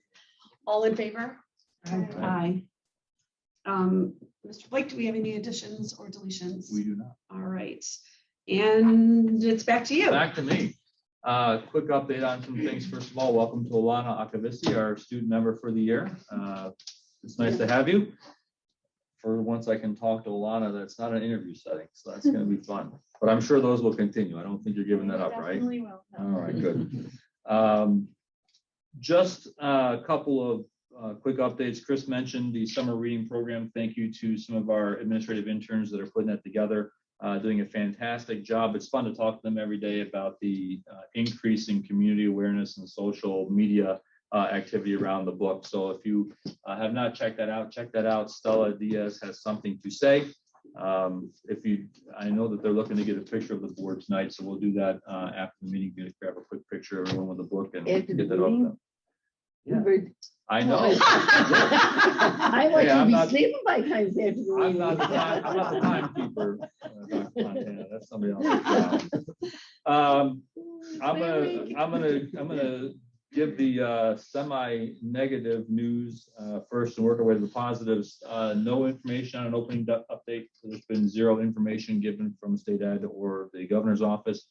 Of concern, in my opinion, is that last week out in the Rochester media, the lieutenant governor was out there doing some visiting of schools and things and got asked a question about when are schools going to know the parameters they have to operate under for school reopening. The lieutenant governor, who, mind you, has not had a comment on this since March of 2020, has been completely absent, not involved in the process. All of a sudden, she says that it's only July. What are people worried about?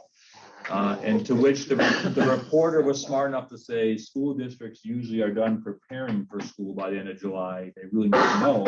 And the lieutenant governor said, well, as soon as we know something, we'll let them know. So that, in my opinion, that's concerning. If you remember, last year was very stressful, but schools were given parameters by July 15th last year. We had till July 31st to write plans and then the month of August to prepare. Craig is still chuckling from last year, but it's a little bit more nerve-wracking this year because really there's zero guidance. There's still the huge issue of the mask wearing that is on everybody's mind, and then the remote learning piece is a big piece of it. So, and that weighs on staff, that weighs on families, that weighs on kids without really knowing what to expect. It's tough, and then what makes it even more challenging is the longer they wait, the more we have to work quickly, but the more challenging it becomes to communicate the facts and the reality. So the bad news is there is no news. The good news is the news isn't bad, or worst case scenario, I guess. It could be much worse than no news. So, Can I interrupt? Or yeah. maybe this is for Chris. Are we looking into any providers for remote learning outside that are non? Yeah, so if we're required to do remote learning this year, we have coached with MO BOCES, Mass United BOCES will be doing all of our remote learning. We've got seats planned for the elementary level. And I think Camden and Rome are the two districts that signed on for that. I didn't know right about now. Rome. So, That's why I was yeah. asking. And at the secondary level, it's the same thing. Middle school and high school, we have secured seats for. So the plan most likely plan regionally is that the only students that will be allowed for remote learning are those that have significant medical concerns and or a legitimate need to not be in the physical building. Those students then will be educated through Mass United BOCES as part of an online COSA program. Do we go like month to month on that, or do we say, oh, you have to pick for the first semester, you want to return? It's a year-long program. It's just set, once you make that decision, it's set. So it doesn't have to be.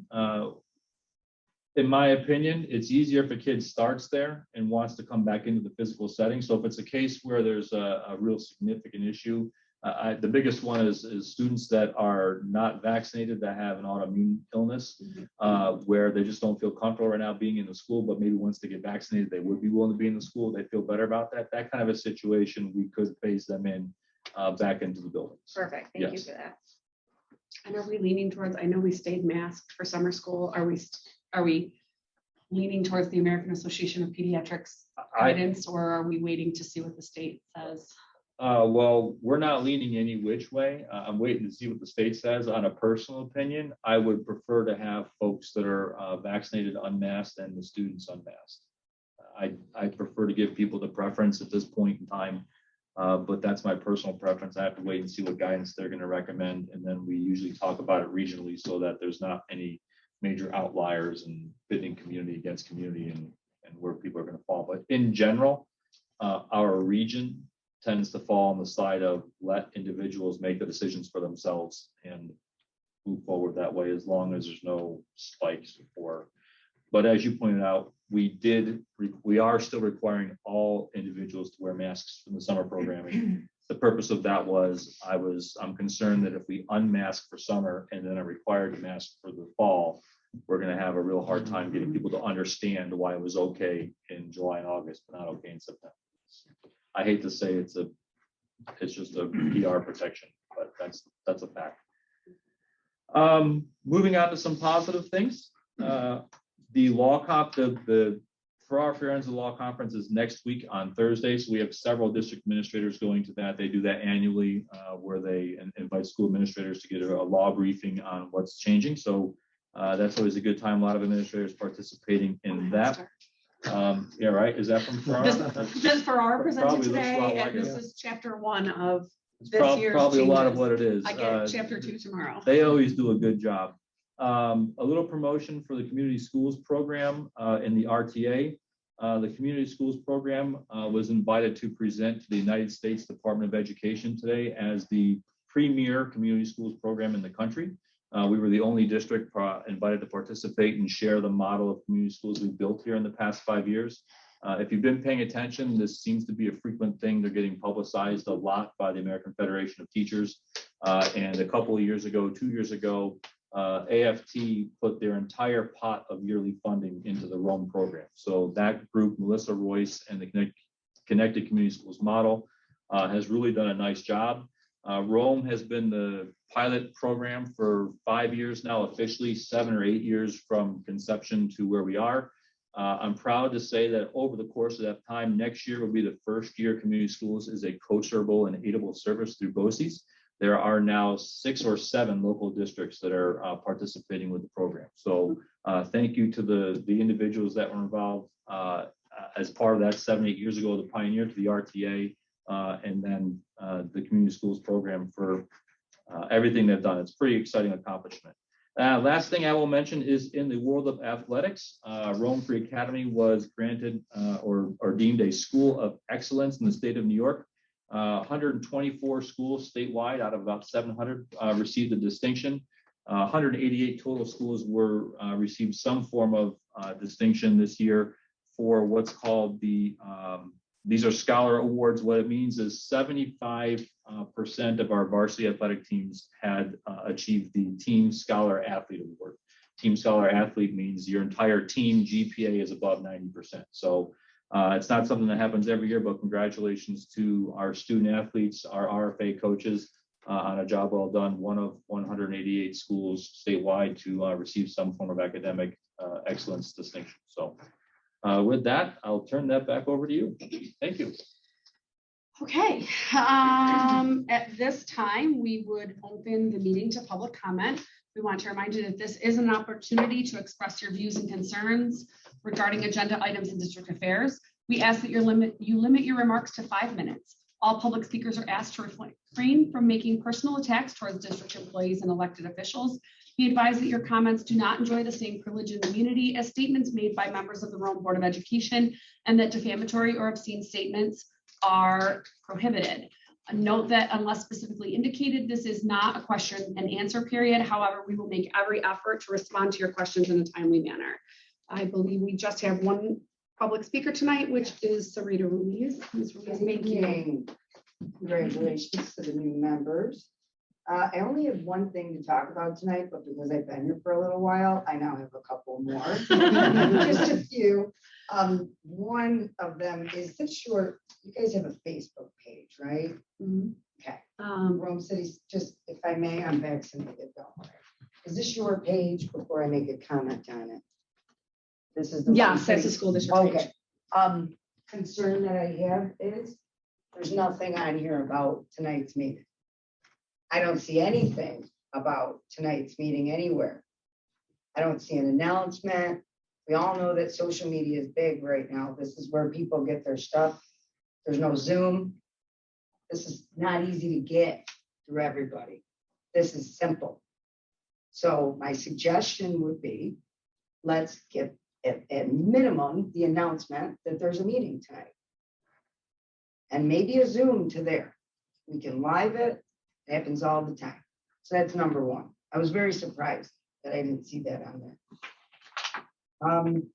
I'd like to thank you, Ms. Davis, for bringing up the summer school Edmonton program that I myself am experiencing difficulty with that. My daughter is. The program is a month, I believe, from July 8th to August 8th. There's no busing. There's only 1 day a week, but there's a math tutor there. You got 4 weeks to get 40 plus assignments done. It's not even always about getting the kids in front of the computer. It's the frustration where some of these kids are kinetic learners. They need to be in person. They need the tutoring. I begged for a tutor since November. Couldn't find one. Counselor was the guidance counselor, nice guy. He even asked around to other teachers. Could not get anybody. So my kid has 4 weeks to get over 40 plus assignments done with 1 day only on those Wednesdays, which the last Wednesday, the teacher, he had an emergency, he wasn't there. She only got 3 more shots and she got to take a test and pass it. So it is frustrating. These kids are frustrated. They're anxious about it. They are scared that they're not going to pass. It's not because she doesn't want to get in front of the computer, it's because that's not the way that she's able to learn. So that program, especially being a month, 4 weeks, it's not enough. That's the other thing. I wasn't even going to talk about that tonight. The other thing, I just looked at the comment about the governor. I was curious about that. So I checked the source. And if you guys want to take time later on today to read it for yourself, because that's really what I do, check out Spectrum News. And this was actually just from May 24th.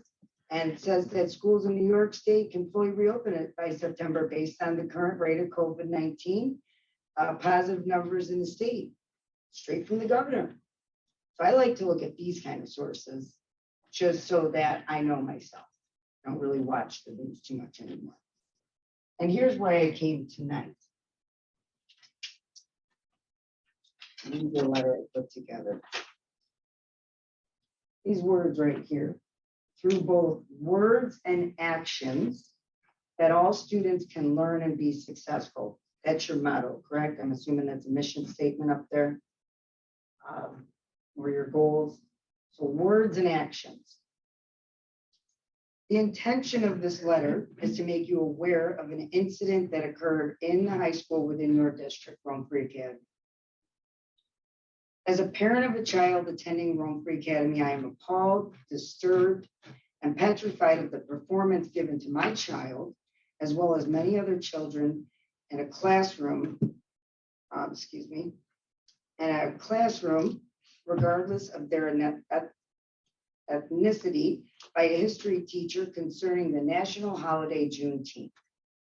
I hope everybody's aware of Juneteenth. Actually, we just had our first Juneteenth celebration in Rome. It was beautiful. Great turnout. On Monday, June 14th, RFA history teacher, Mr. Kirby, chose to tell his, I think it's 4th or 5th period, I don't know because I can't get into my school tool right now because it's shut off for the summer, class that Juneteenth was stupid. Told his class that Juneteenth was stupid. He said that he told the classroom that they will have Friday off.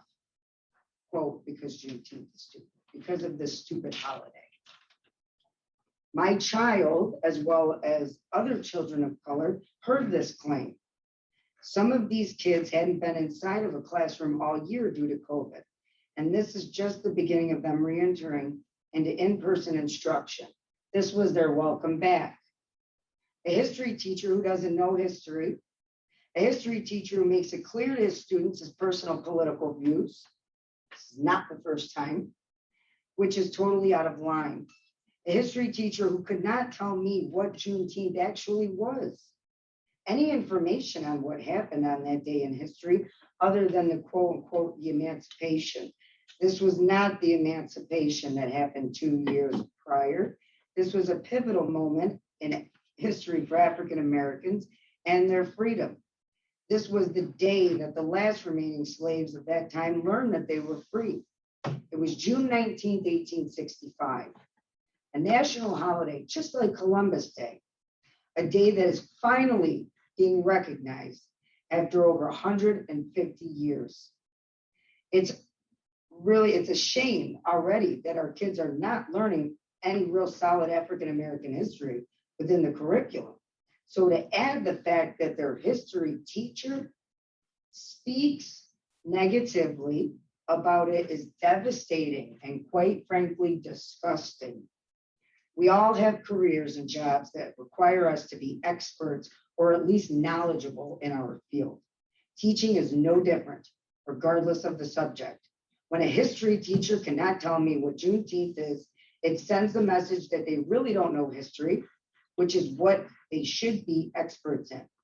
Our kids deserve to be taught by individuals free of bias, individuals who know their craft.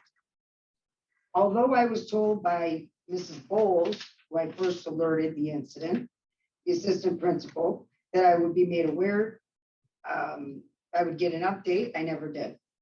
It wasn't until a few weeks later that I realized this, so I made the attempt to take it a step further and speak to the main principal, Mr. LeBaron. Mr. LeBaron gave me a sorry excuse, not an apology, which is not what I was looking for. I was looking for some answers. He very clearly stated that he did not speak to Mr. Kirby and that he was made aware of the situation by Ms. Bowles and that, I quote, the conversation was good. And it was due to a lost day of instruction. These kids have had several lost days of instruction, okay? A sorry this happened does nothing to help, does nothing for the hope that our children will be correctly taught history, real history, accurate history. Apparently, in order for me to know, to even know if Mr. LeBaron did his due diligence and spoke to his staff, I was told I'd have to foil that request or go through the newspapers, even though he told me that I wouldn't be able to get any information due to it being a personnel issue. I understand there's a difference between me wanting to know exactly what happened in a room and me just getting an update to say, hey, you know what, parent, we addressed this. A few minutes later, a few minutes after speaking to Mr. LeBaron, I received a phone call from Mr. Kirby to my cell phone. Mr. Kirby told me that he did in fact speak with, quote, Brian that day, otherwise known as Mr. LeBaron. After being told how I felt, Mr. Kirby replied with a cold and insincere, quote, I'm sorry you feel that way. No apology for his actions, no accountability, and certainly no shame upon himself or the way he treated his students. Just more excuses about how losing that one day of class instruction was bad. Though I will remind you, these kids have been out of school all year, and one day at the end of the year was not going to really make a difference. When teachers are given the freedom of making these statements without consequences, it encourages more bad behavior. After speaking directly to Mr. LeBaron, listening to his justification of why Mr. Kirby said what he said, I see that this is no different from generational justification of how minorities are treated. In this world today, and right here in Rome, New York, another concern that was swept under the rug and basically over before it even began. Mr. LeBaron, I'll repeat, Mr. LeBaron told me he didn't speak to Mr. Kirby. Mr. Kirby told me he did in fact speak to him that day. In January, many of you were up in arms about a personal Facebook post by another teacher in the district. He is no longer an employee. Mr. Kirby didn't post this on Facebook. He said it directly to his 10th grade students. This issue needs to be addressed properly, and parents, as well as the community, need to know what and if any consequences happen. I take this extremely seriously. To tell my child, to tell any child, regardless of their race, that Juneteenth is stupid. Does anybody say that Christopher Columbus Day is stupid? We get a Monday off for that. What would happen then? But Juneteenth is stupid. There's a history teacher that could not tell me, that was stuttering on the phone, sounded like he was Googling, that couldn't even tell me what Juneteenth was. So not only do we have a lack of real African-American Black history in this district and in the curriculum, we're not even getting any bits. The pieces that we're getting are negative. So I'll remind you, through both words and actions, that all students can learn and be successful. And also, if you flip that around, your words and actions really affect people. Those kids didn't need to hear that. Those kids deserve an apology. I don't know how many other kids even went to their parents. And maybe those parents are too fearful to even speak out, but I will. So I let you guys know that. Hopefully it can be addressed. And now you are all aware right now, 22nd of July, that this teacher, Mr. Kirby, history teacher, made that statement. He's made other statements in the past to students talking about his political views. They do not involve, they should not be in the school. We're not talking about student government or how the Senate works or we're talking personal stuff. It shouldn't be in the school. Thank you. Thank you, Sarita.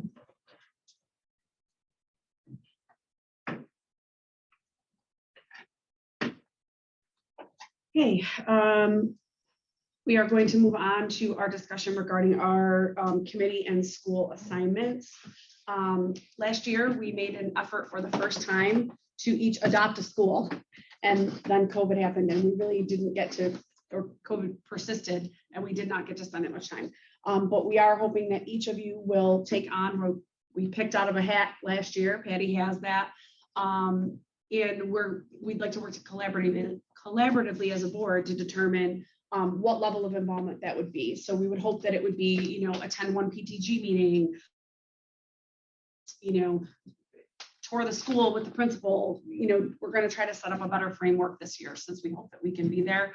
But it really does help for our individual buildings to have that connection with the Board of Education and the ability for us to interact with families and faculty. Got that, Patty? Let's do it. And at the same time, I just wanted to go back to, I apologize, I have it here in my email. Did I have to pick two? Because I said I would do two. No, one of them is doubled. The one is doubled. We doubled pre-K is with Ridge Mills. Oh, okay. So if that's the one you. Oh wait, I think I have. Ooh, that's an interesting one. No, you did not. And Patty will document them. Do you just want to write your name next to this? You do it that way. It's okay, I'm taking this one for Mr. Nash. Well, here, Patty. Tanya. If someone wants to trade with you, that's on you, sister. She got rid of her. Right here. Karen, you Karen, want what do you your want, same Karen? school? Ridge Mills in preschool? So do I. No, she I is. didn't get that. What do you No. have, Karen? Oh, Benji, I'm sorry, it's past my bedtime. I'll switch with you, Karen. Do you want to trade? Do you want your Ridge Mills back? Of course. There you go. I'm So write happy. Karen on that one and you write Anna on that one. Thank you, I'm sorry. Here. I'm doing See how it. quickly we can make that work? I'm not writing my name on this, no. And that- Yeah. This is Anna. Really, Karen? You didn't remember my name? No. I thought. She almost wrote her own name. Oh, I was like, what is happening?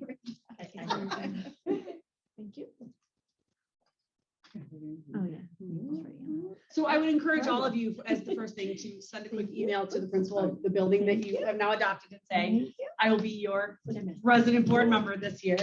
And whoever got RFA, please let Alana know so that. Who got RFA? Elena and Alana. Which is awesome. So, We'll send a list out tomorrow to the principal so they know. Perfect. And we'll, again, we look to all of you for suggestions on a framework of what you think that would involve. Craig, you'll have a unique perspective on that if you were to have that available to you. So we can work through that. So we just wanted to have a quick conversation about our committees have been formed. So we will be having a facilities, buildings and grounds committee chaired by Mr. Haggerty, a people operations committee chaired by Mr. Malachi, an educational programs committee chaired by Dr. Fontana. Policy committee will continue to be chaired by myself, and I'm missing one. Finance will be chaired by Mr. Nash. Yes, so everyone has received their committee assignments. Have we all made a determination on our meeting days and times? I know John and Dave were speaking about finance. Okay. So have No. you selected a day yet? No. Have you selected a day at least for your first meeting? No? No. Okay, can you get that to me by tomorrow? I know you don't text, so you've been out of the loop. No, I know you're looking for it. But I thought I'd wait until tonight's meeting. with Tonight's the meeting. Facilities discussions that we're hearing. Okay, they ended up putting it under work study, so I think that's why we started that. So do we want to work through that now, or do we want to wait until we get to? It sounds like most committees have their Yeah. schedule set. I know Karen's been working with Chris. I know Joe's been working with Jeff. You set the schedule for policy. Policy we're That's gonna out. do on the third Wednesday of each Yep. month. We will add meetings as necessary and try to communicate via email as much as possible. We do want to set a date. Courtney Sanick is going to come out from NISBA to do a board training. Particularly, we are still trying to work through that process of nudging everything into the new policy format.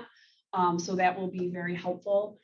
Anyone's invited to attend, but I know that John, Karen, Alina, and myself had said that we would be a part of that. And we would like to invite an additional member. So we're going to work through that with you, Peter. And Well, if you have an additional, what do you mean? well, I know what part of the Board conversation had been, NISBA had said, let me reverse. I'm We just had- meaning for the meeting. You want to have 5 board members in the meeting? Is that, or you're just at, or are you talking about adding committee people? Adding a committee Oh, person. that's fine. for We the don't need to future. talk about that now. Right, but Yeah. for the training, we felt that the executive committee, the board clerk, the president, and the 2 Yeah. policy committee members currently should be a part of that training. Please put a pin in the fact that we do still have to talk about board docs. Board docs is good to go. I've got that all settled with NISBA. They can't start board docs until the entirely new policy manual is adopted and ready to move. We've already paid for it. I sent an email on that in April sometime, I think. Okay, They can, if we want to do it with some bumps and bruises, they can fire up the side of board docs that's just for the agendas and the board meetings and hold off on the policy piece, but they said it gets real clunky.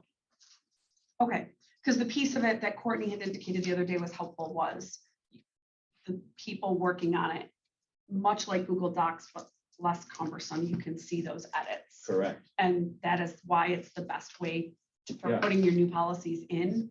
Because if they send us a template policy and we go in and make modifications, they're visible. Right. Not to everybody, But but the at part least that was to, clunky just said was if the whole manual is not adopted and in there with the new format, then it could get tricky to manage, but they said that they can do it.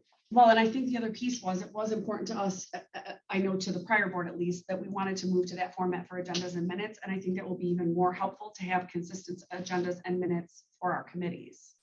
So if that is something that we can move ahead with, at least targeting by the start of the school year, that would probably, because I believe it is a 4 to 6 week startup anyway. Yeah, I don't know if they do committees. I don't know of any district that can run their committees through board docs. I thought it You could can hold post all it- your agendas, but You we'll, post the PDF to it in there, from what I've seen, but that'd be great if it could do all of it. okay, we'll have to find that out. Excellent. But the good news is, remember, there was confusion about whether or not it was paid for or how we paid for it. We've already paid. for They that. mentioned COSER, believe it or not. Yeah, but our region doesn't support board docs, so we can't co-support. We have to, but we already paid the full price, so we're good. Okay, so policy is gonna be the third Wednesday. I think we just need to, when Mr. Haggerty has a People chance to ops talk with is- Alex on when you guys want to meet. just Yeah. Let us know. People ops are just gonna be the Monday the Monday following every board meeting. The opposite Monday of board meetings. That's right. Okay. So if we're looking at that, our next board meeting will be August 12th. So people ops is gonna meet 7:26. What time of day are you guys meeting? No, Five. yeah, 7:26. So policy, we're gonna have one shortly as soon as we can coordinate everyone's schedules and that, but otherwise then the first one will be August 15th. And it's just us in policy, right? We didn't get another person. Well, Peter will always attend policy. Just Wednesday work. Mhm. Okay, and did we say 4:30? I don't think we said. Yeah, you didn't have time. Oh, what did You had you, dates, but.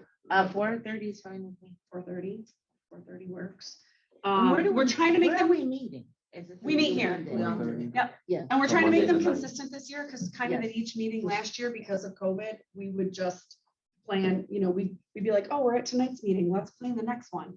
But it's much easier if we get them all on the calendar and set expectations and then just backfill as demand needs.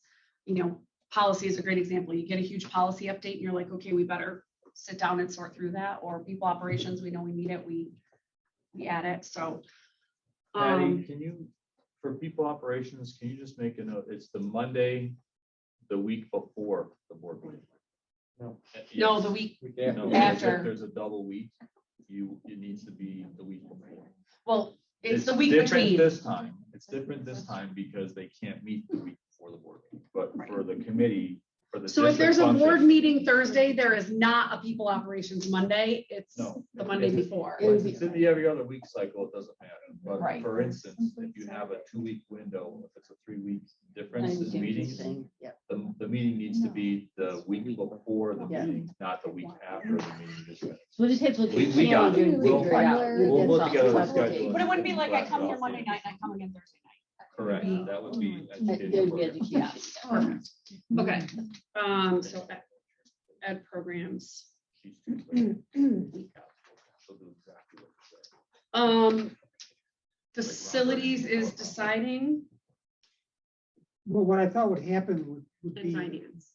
that I would, if we're going to do this, like Peter mentioned, we were going to do a facilities presentation on the things that were on my list, which were the energy performance contracts and capital projects. Now, we've talked about that for a while. Yep. And they're going to present that to the board.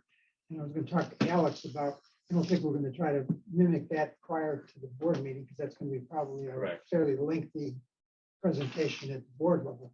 So maybe we'll get through that one and then follow up with some action items. Like there's a number of them. You mentioned one of them earlier, and that is the the restructuring contract that fits into facilities in a way. And are we going to follow that under facilities, or are we going to follow it in some other way? Because it is a separate contract, pretty fast paced, actually. The whole thing is it's like 9 months. So there's going to be a number of milestones with that. And I think it fits facilities because they're obviously looking at our facilities situation within the district relative to, attendance, relative to grade configuration and so forth.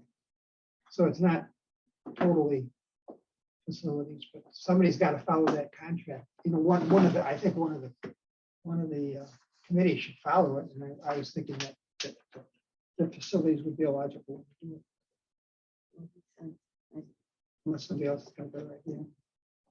I'm pretty familiar with the proposal that was put forth, and that's now matriculated into a contract. So we've got some milestones. They're going to be doing certain things for them. And I haven't seen that contract. I'm sure it needs to.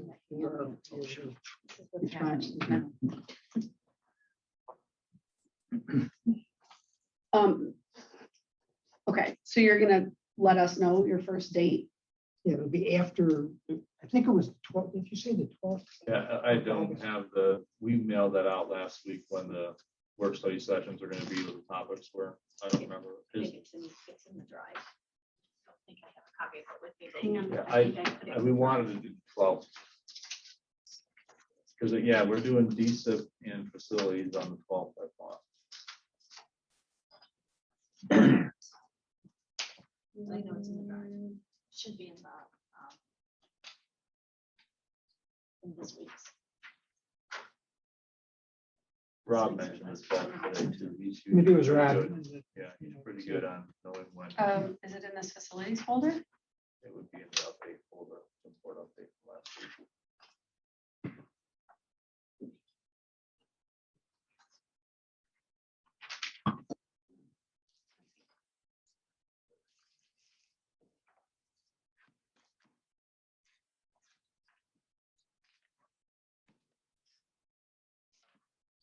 We have our big one yet. Regardless of when it is, the facilities committee is not gonna be meeting until after that date, right? So. Not to worry. Okay, so finance, John Nash just messaged me and said, No, I don't.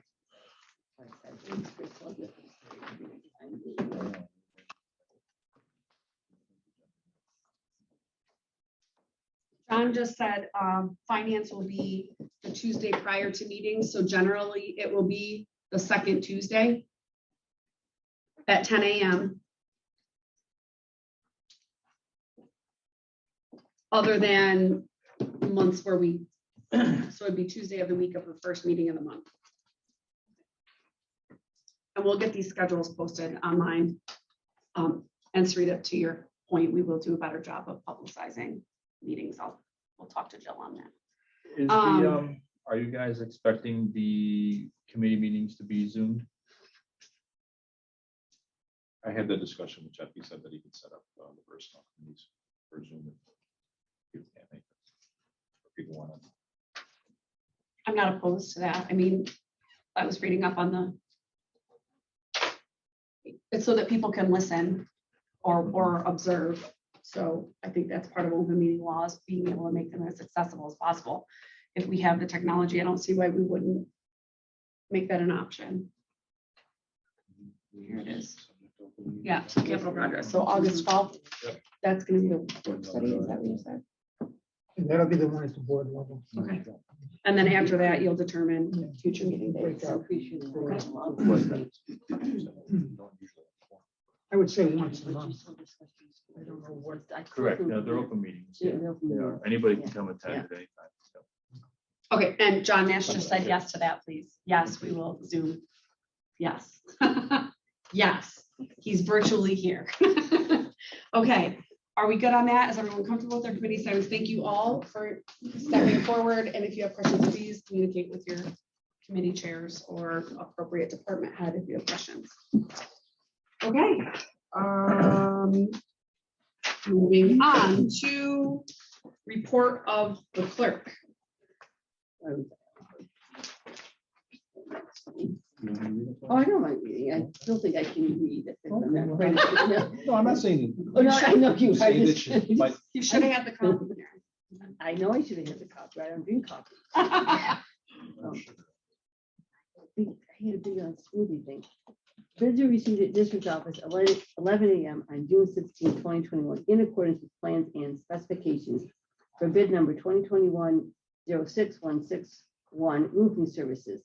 Resolution to award contract roofing services resolved that the contract as indicated below in accordance with plans and specifications duly advertised and bids received be awarded as follows, that the president be authorized to sign said contract. Contract for roofing services awarded to Lawrence Beaver and Sons Incorporated. Bid amount, see the individual breakdown, wherever that might be. I move the resolution. All in favor or any discussion? I have a question. Is this we usually have a yearly roofing That's it. on call, and this is it. This Yep. is not. Thank you. Okay, any other discussion? All those in favor? Aye. Aye. Any opposed?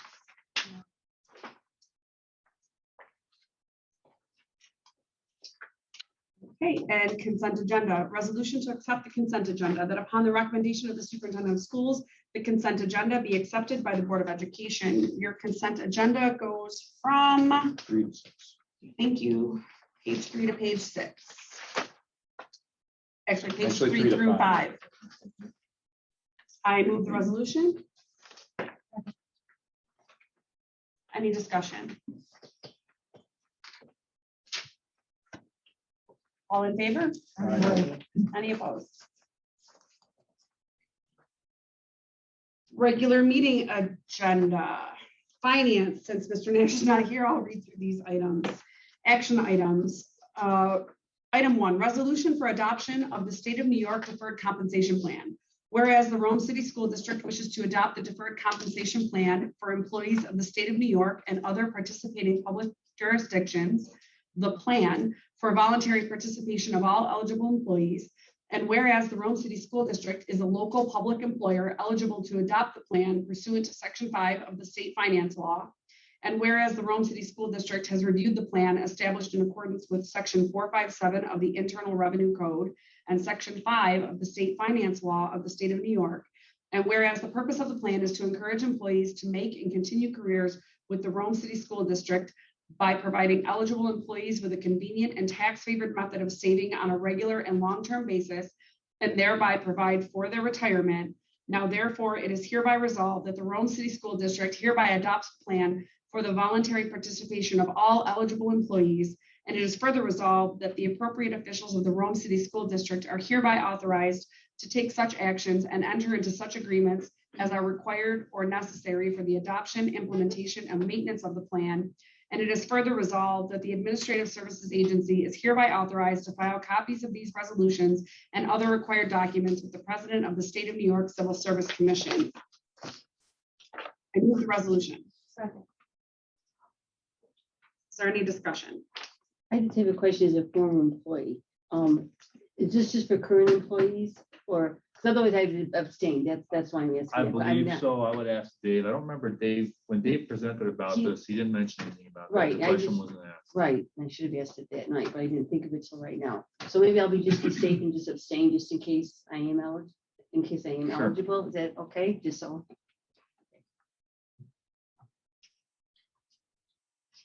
That was it. That's all. I just want to make that point. So. John said that according to the discussion in finance, that he thought this was just current employees. Okay. So I'm just gonna put down Karen and Steve. Any further discussion? All those in favor? Aye. Any opposed? Item number 2, resolution authorizing extension of purchase agreement. Whereas the Board of Education of the Rome City School District, the Board of Education or board, seeks to dispose of school district property, which is of no use for school district purposes, and which consists of the former Fort Stanwix School located at 110 West Linden Street, City of Rome, County of Oneida, and State of New York, including 3.1 acres of land and school building of approximately 58,732 square feet, with tax map identification number 223.020-6-22, the property. And whereas the Rome City School District seller and CDS Life Transitions Inc., the buyer, executed a real estate purchase contract on March 4th, 2020 for the property, including all rights which the seller has in or with the property. And whereas buyer and seller therefore wish to give buyer an extension of the existing agreement, now therefore be it resolved by the Board of Education of the Rome City School District as follows. Number 1, the addendum to the real estate purchase and sale contract is approved, extending the agreement through September 30th, 2021 upon the same terms and conditions. Does anyone want to move this resolution? Because I have a question. You can still move. You can still move it. Okay, moved by Mr. Haggerty. Second? Second. By Lisa. Okay, my question to this is, I know that we had a discussion and we had extended this through July 31st. I do not recall discussing why we would move further on this extension when we were waiting for action by the seller to engage the community further in this. So Colleen was here a few meetings ago to talk about the need for the extension. Rob's been really handling on this, so I don't know the exact reason for it, but I do know that the seller has engaged with the attorney representing the community on this. He's been on vacation most of the summer, so they've had a hard time connecting. By most recent communications I saw was that they are scheduling a meeting for the seller and the district and the real estate agent to have a conversation with the community. I can get back to you guys on why the need for the extension. I thought there was an update on that from Rob, but maybe not. Well, I knew we extended it once, and that's what we Correct. agreed to was 30 days. I didn't recall anything on a second extension, which I don't She want to was do anything here- to jeopardize this process, but I also wanted to know what activities had taken place. The only Since we activities last have spoke. taken place relative to that process or the meeting with the community members, the residents, was that Colleen, they've reached out, Pyramids reached out, they've shown an interest. Some of the members of the lawsuit have shown an interest, not all. But because their attorney's been on vacation most of the summer, they have not really been able to solidify it. But I do know that he said there is an interest and they plan to schedule something. And he felt that it may help some people. Are we gonna get made aware of the data that? Yes, the presentation? plan is for the district to be involved in the conversation. Anyone else have questions on this? Okay, all those in favor? Aye. Aye. Any opposed? Okay, and as established, that next committee meeting.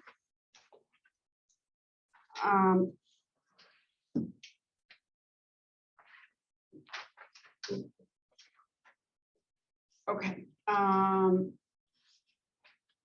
looking for my calendar. Hold on. So the next finance meeting would be Tuesday, August 10th at 10 a.m.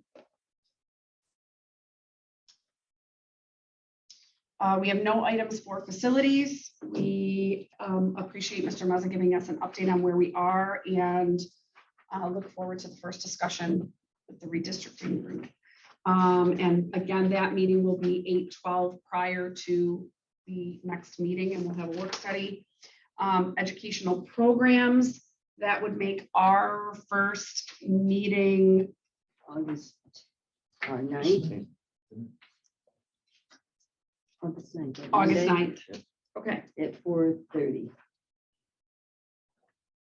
We just, would this be the time, I just wanted to bring in Matthew Bates, his peer-to-peer thing.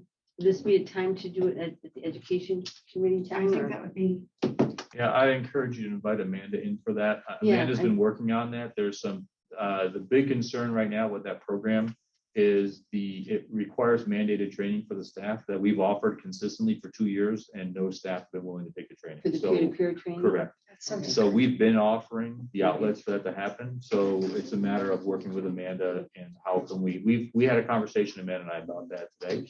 Actually, and how we might be able to help with community schools to get some of that work done. So it's a matter of setting that up. We've talked about Because that. Matthew's written a letter to the board and so I went back to him as chair and I just said that he wanted to show what the progress was. So it's, Yeah, Amanda's been working yeah, I on just that. wanted to Yep. share, to give him some, some update that as we can't do much, but. we just- So, we're and moving forward. Amanda and Matthew have worked directly already. He's already spoken, met with her privately about the situation. So you Okay. can encourage him to reach out to Amanda. Okay.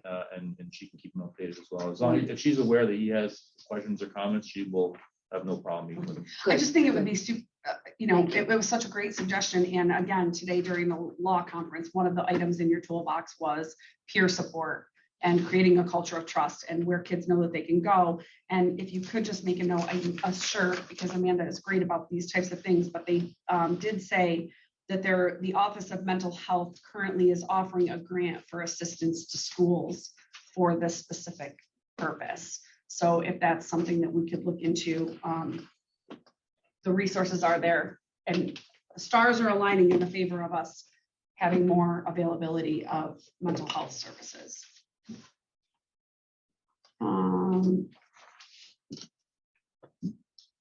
Next would be people operations, and the floor is yours, Mr. Wojcik. Action item 1, resolution to recall individual from the preferred eligibility list. Resolved that upon the recommendation of the superintendent of the schools, the Board of Education hereby recalls the following individual from the preferred eligibility list: Susan Mills, English teacher at Stroud, at a rate of $52,440 a year, effective date 9/1/2021. I move the resolution. Second. Go ahead, Lisa. All those in favor? Aye. C, resolution to appoint non-instructional personnel provisional. Resolved that upon the recommendation of the superintendent of schools, the Board of Education hereby appoints the following instructional personnel provisional. Sherry Drake, supported learning principal clerk, salary $46,270 per year, effective date July 1, 2021. I move the resolution. Second.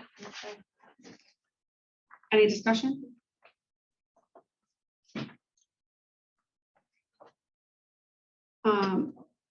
All those in favor? Right. Aye. And I'm gonna abstain on that vote. One abstention. Action item 3, resolution to appoint instructional personnel. Resolved that on the recommendation of the superintendent of schools, the Board of Education hereby appoints the following instructional personnel as listed in the resolution in the agenda. I move the resolution. Second. Casey, so you're trying hard tonight. Well, I'm waiting to see if anybody does it. and then I'll- Is there any discussion regarding these appointments? All those in favor? Aye. Any opposed? Welcome to Rome. Thank you, and we look forward to having time to get your classrooms ready. Action item 4, resolution to appoint administrative personnel. Resolved. Oh, no, sorry, you're That good. was three. Resolved that upon the recommendation of the superintendent of schools, the Board of Education hereby approves the following administrative personnel. Daniel Murphy, RFA, assistant principal, at a rate of $91,809 per year, effective date July 26, 2021 through July 25th, 2024. I move the resolution. Second. Any discussion? Heard nothing but good things, and people are excited to have my board. So wish them the best of luck. All those in favor? Aye. Any opposed? Action item 5, resolution to approve staff transfers. Resolved that upon the recommendation of the superintendent of schools, the Board of Education hereby approves the following staff transfers as listed in the agenda at page 11. I move the resolution. Evelina. My first set. Good job. Is there any discussion? I just have one question on this. Now, we could have another list of transfers once the AIS. That's correct. And then. Welcome to their world. Well, Is this the it's a little, big yes, this is from the June selection days. It's a little bit different because in the most recent RTA agreement, there's no more rolling selection. So in the past, if you were in position A and chose position B, then your position A would go up first selection, which create position C. Doesn't happen anymore. So if anybody leaves a position for a reading or math position, their vacancy automatically goes external. Internal candidates can apply for an interview, but it stops the running wheel of just automatically most senior person can take it and then creates another opening. And for those who, to keep up on that, what that prevents is that we're into the beginning of school, we still have vacancies. This helps to adequately prepare these teachers to start the year. That's new this summer. We appreciate the RTA's assistance on that. Any other discussion? All those in favor? Aye. Any opposed? Okay, action item 6, resolution to appoint non-instructional personnel probationary. Resolved that upon the recommendation of the superintendent of schools, the Board of Education hereby appoints the following instructional personnel probationary as listed in the agenda at page 12. I move the resolution. Second. Any discussion? I think we covered a lot of this during Peter's report earlier. All those in favor? Aye. Any opposed? Action item 7, resolution to create position. Resolved that upon the recommendation of the superintendent of schools, the Board of Education hereby approves the creation of the following position. 1, senior account clerk, business office. I move the resolution. Second. Any discussion on this item? All those in favor? Aye. Aye. Any opposed? Action item 8, resolution to abolish, excuse me, abolish position. Resolved that upon the recommendation of the superintendent of schools, the Board of Education hereby approves the abolishment of the following position. Senior account clerk, business office, 50%. Move the resolution. Second. Any discussion? All those in favor? Aye. Resolution passes. 9, resolution to pay salary differential for the 444 summer program. Resolved that upon the recommendation of the superintendent of schools, the Board of Education hereby approves the salary differential for the following employees: Lori Cole, teacher assistant, $4.83 per hour, effective date 7/1/2021 through 8/5/2021, and Joanne Bilabreski, teacher aide, $1.49 an hour, effective date 7/1/2021 through 8/5/2021. I move the resolution. Second. Any discussion? Just so people are aware what this means, the 444 program is a BOCES program, so they're paid through BOCES. BOCES traditionally does not pay their TAs the same rate of pay that Rome would pay their TAs. So any Rome employee working the BOCES program, we make up the difference, so they're not losing salary to work that program. It's a little added benefit that we do for the Rome TAs. Okay, thank you for the clarification. All those in favor? Aye. Any opposed? Motion passes.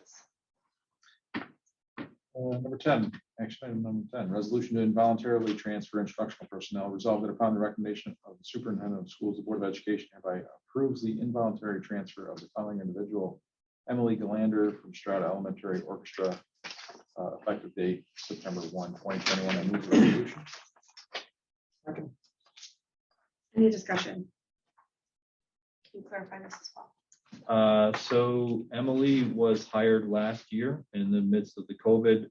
Remember, we had an elementary orchestra position vacant that the board requested we not fill last year. At the time that we hired her, she came from out of state. Her background is orchestra. And so in order to not lose the employee and the skill that she had, we put her in a different vacancy of general music at the middle school. Until which time we felt that the board would support reinstating elementary orchestra into the program. So we're involuntarily transferring her to the position that she's best suited for. And this leaves the one vacancy for music that you mentioned earlier, but it's general music. We still have General someone covering vocal at Stroud. vocal. Okay, so we need someone for choir, but we have orchestra and band Correct. covered there. Yes. Okay. Yeah. Any further discussion? All those in favor? Aye. Any opposed? Motion carries. Just mention again, our first meeting with the new committee will occur on Monday, July 26th at 5 p.m. here at the board offices. Thank you. And it will be available on Zoom. Yes. I've made that arrangement. We have no policy items at this time. I think we also covered all of that in our prior discussion. The first meeting is to be determined as soon as we hear from NISBA. Thereafter, meetings will commence. Actually, I apologize earlier. I thought I said it was the 15th, but it will be August 18th at 4:30 p.m. here in the district office. And as soon as I hear back from NISBA on the training, I will let everyone know. Make a motion to go into executive session. Do we have any miscellaneous business? Just checking anything? Hang on, I had a list from John. Hold on. I have one with list.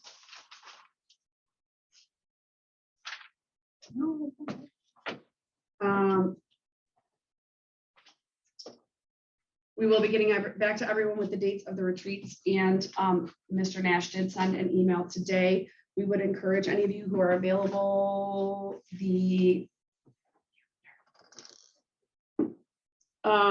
I believe it's October 25th and 26th, but I will double check for the New York State School Board Association Conference. It's in New York City this year. It's very informative. You'll receive information about the scheduling. You can either pursue a track, meaning if you wanted to do an equity track, a curriculum track, finance track, or you could kind of a la carte and pick. Once all of us know who are planning to attend, we can kind of divide and conquer so that we can maximize what we're able to learn and absorb. But it is an excellent learning opportunity. And Patty can share some information with the board, if you wouldn't mind, on how to go about registering and what expenses are covered and how we would document expenses for our new members. If you just want to email us, Yeah. that would be fantastic. Essentially, you just need to let us know if you're going or not. We take care of everything else. You book us for remote. Yeah, we do it all. Yep. I can't remember. I haven't gone in 2 years because COVID. So, but it's super informative. Registration opens, I believe, August 9th or 16th. It's one of those dates. So we need to know ASAP.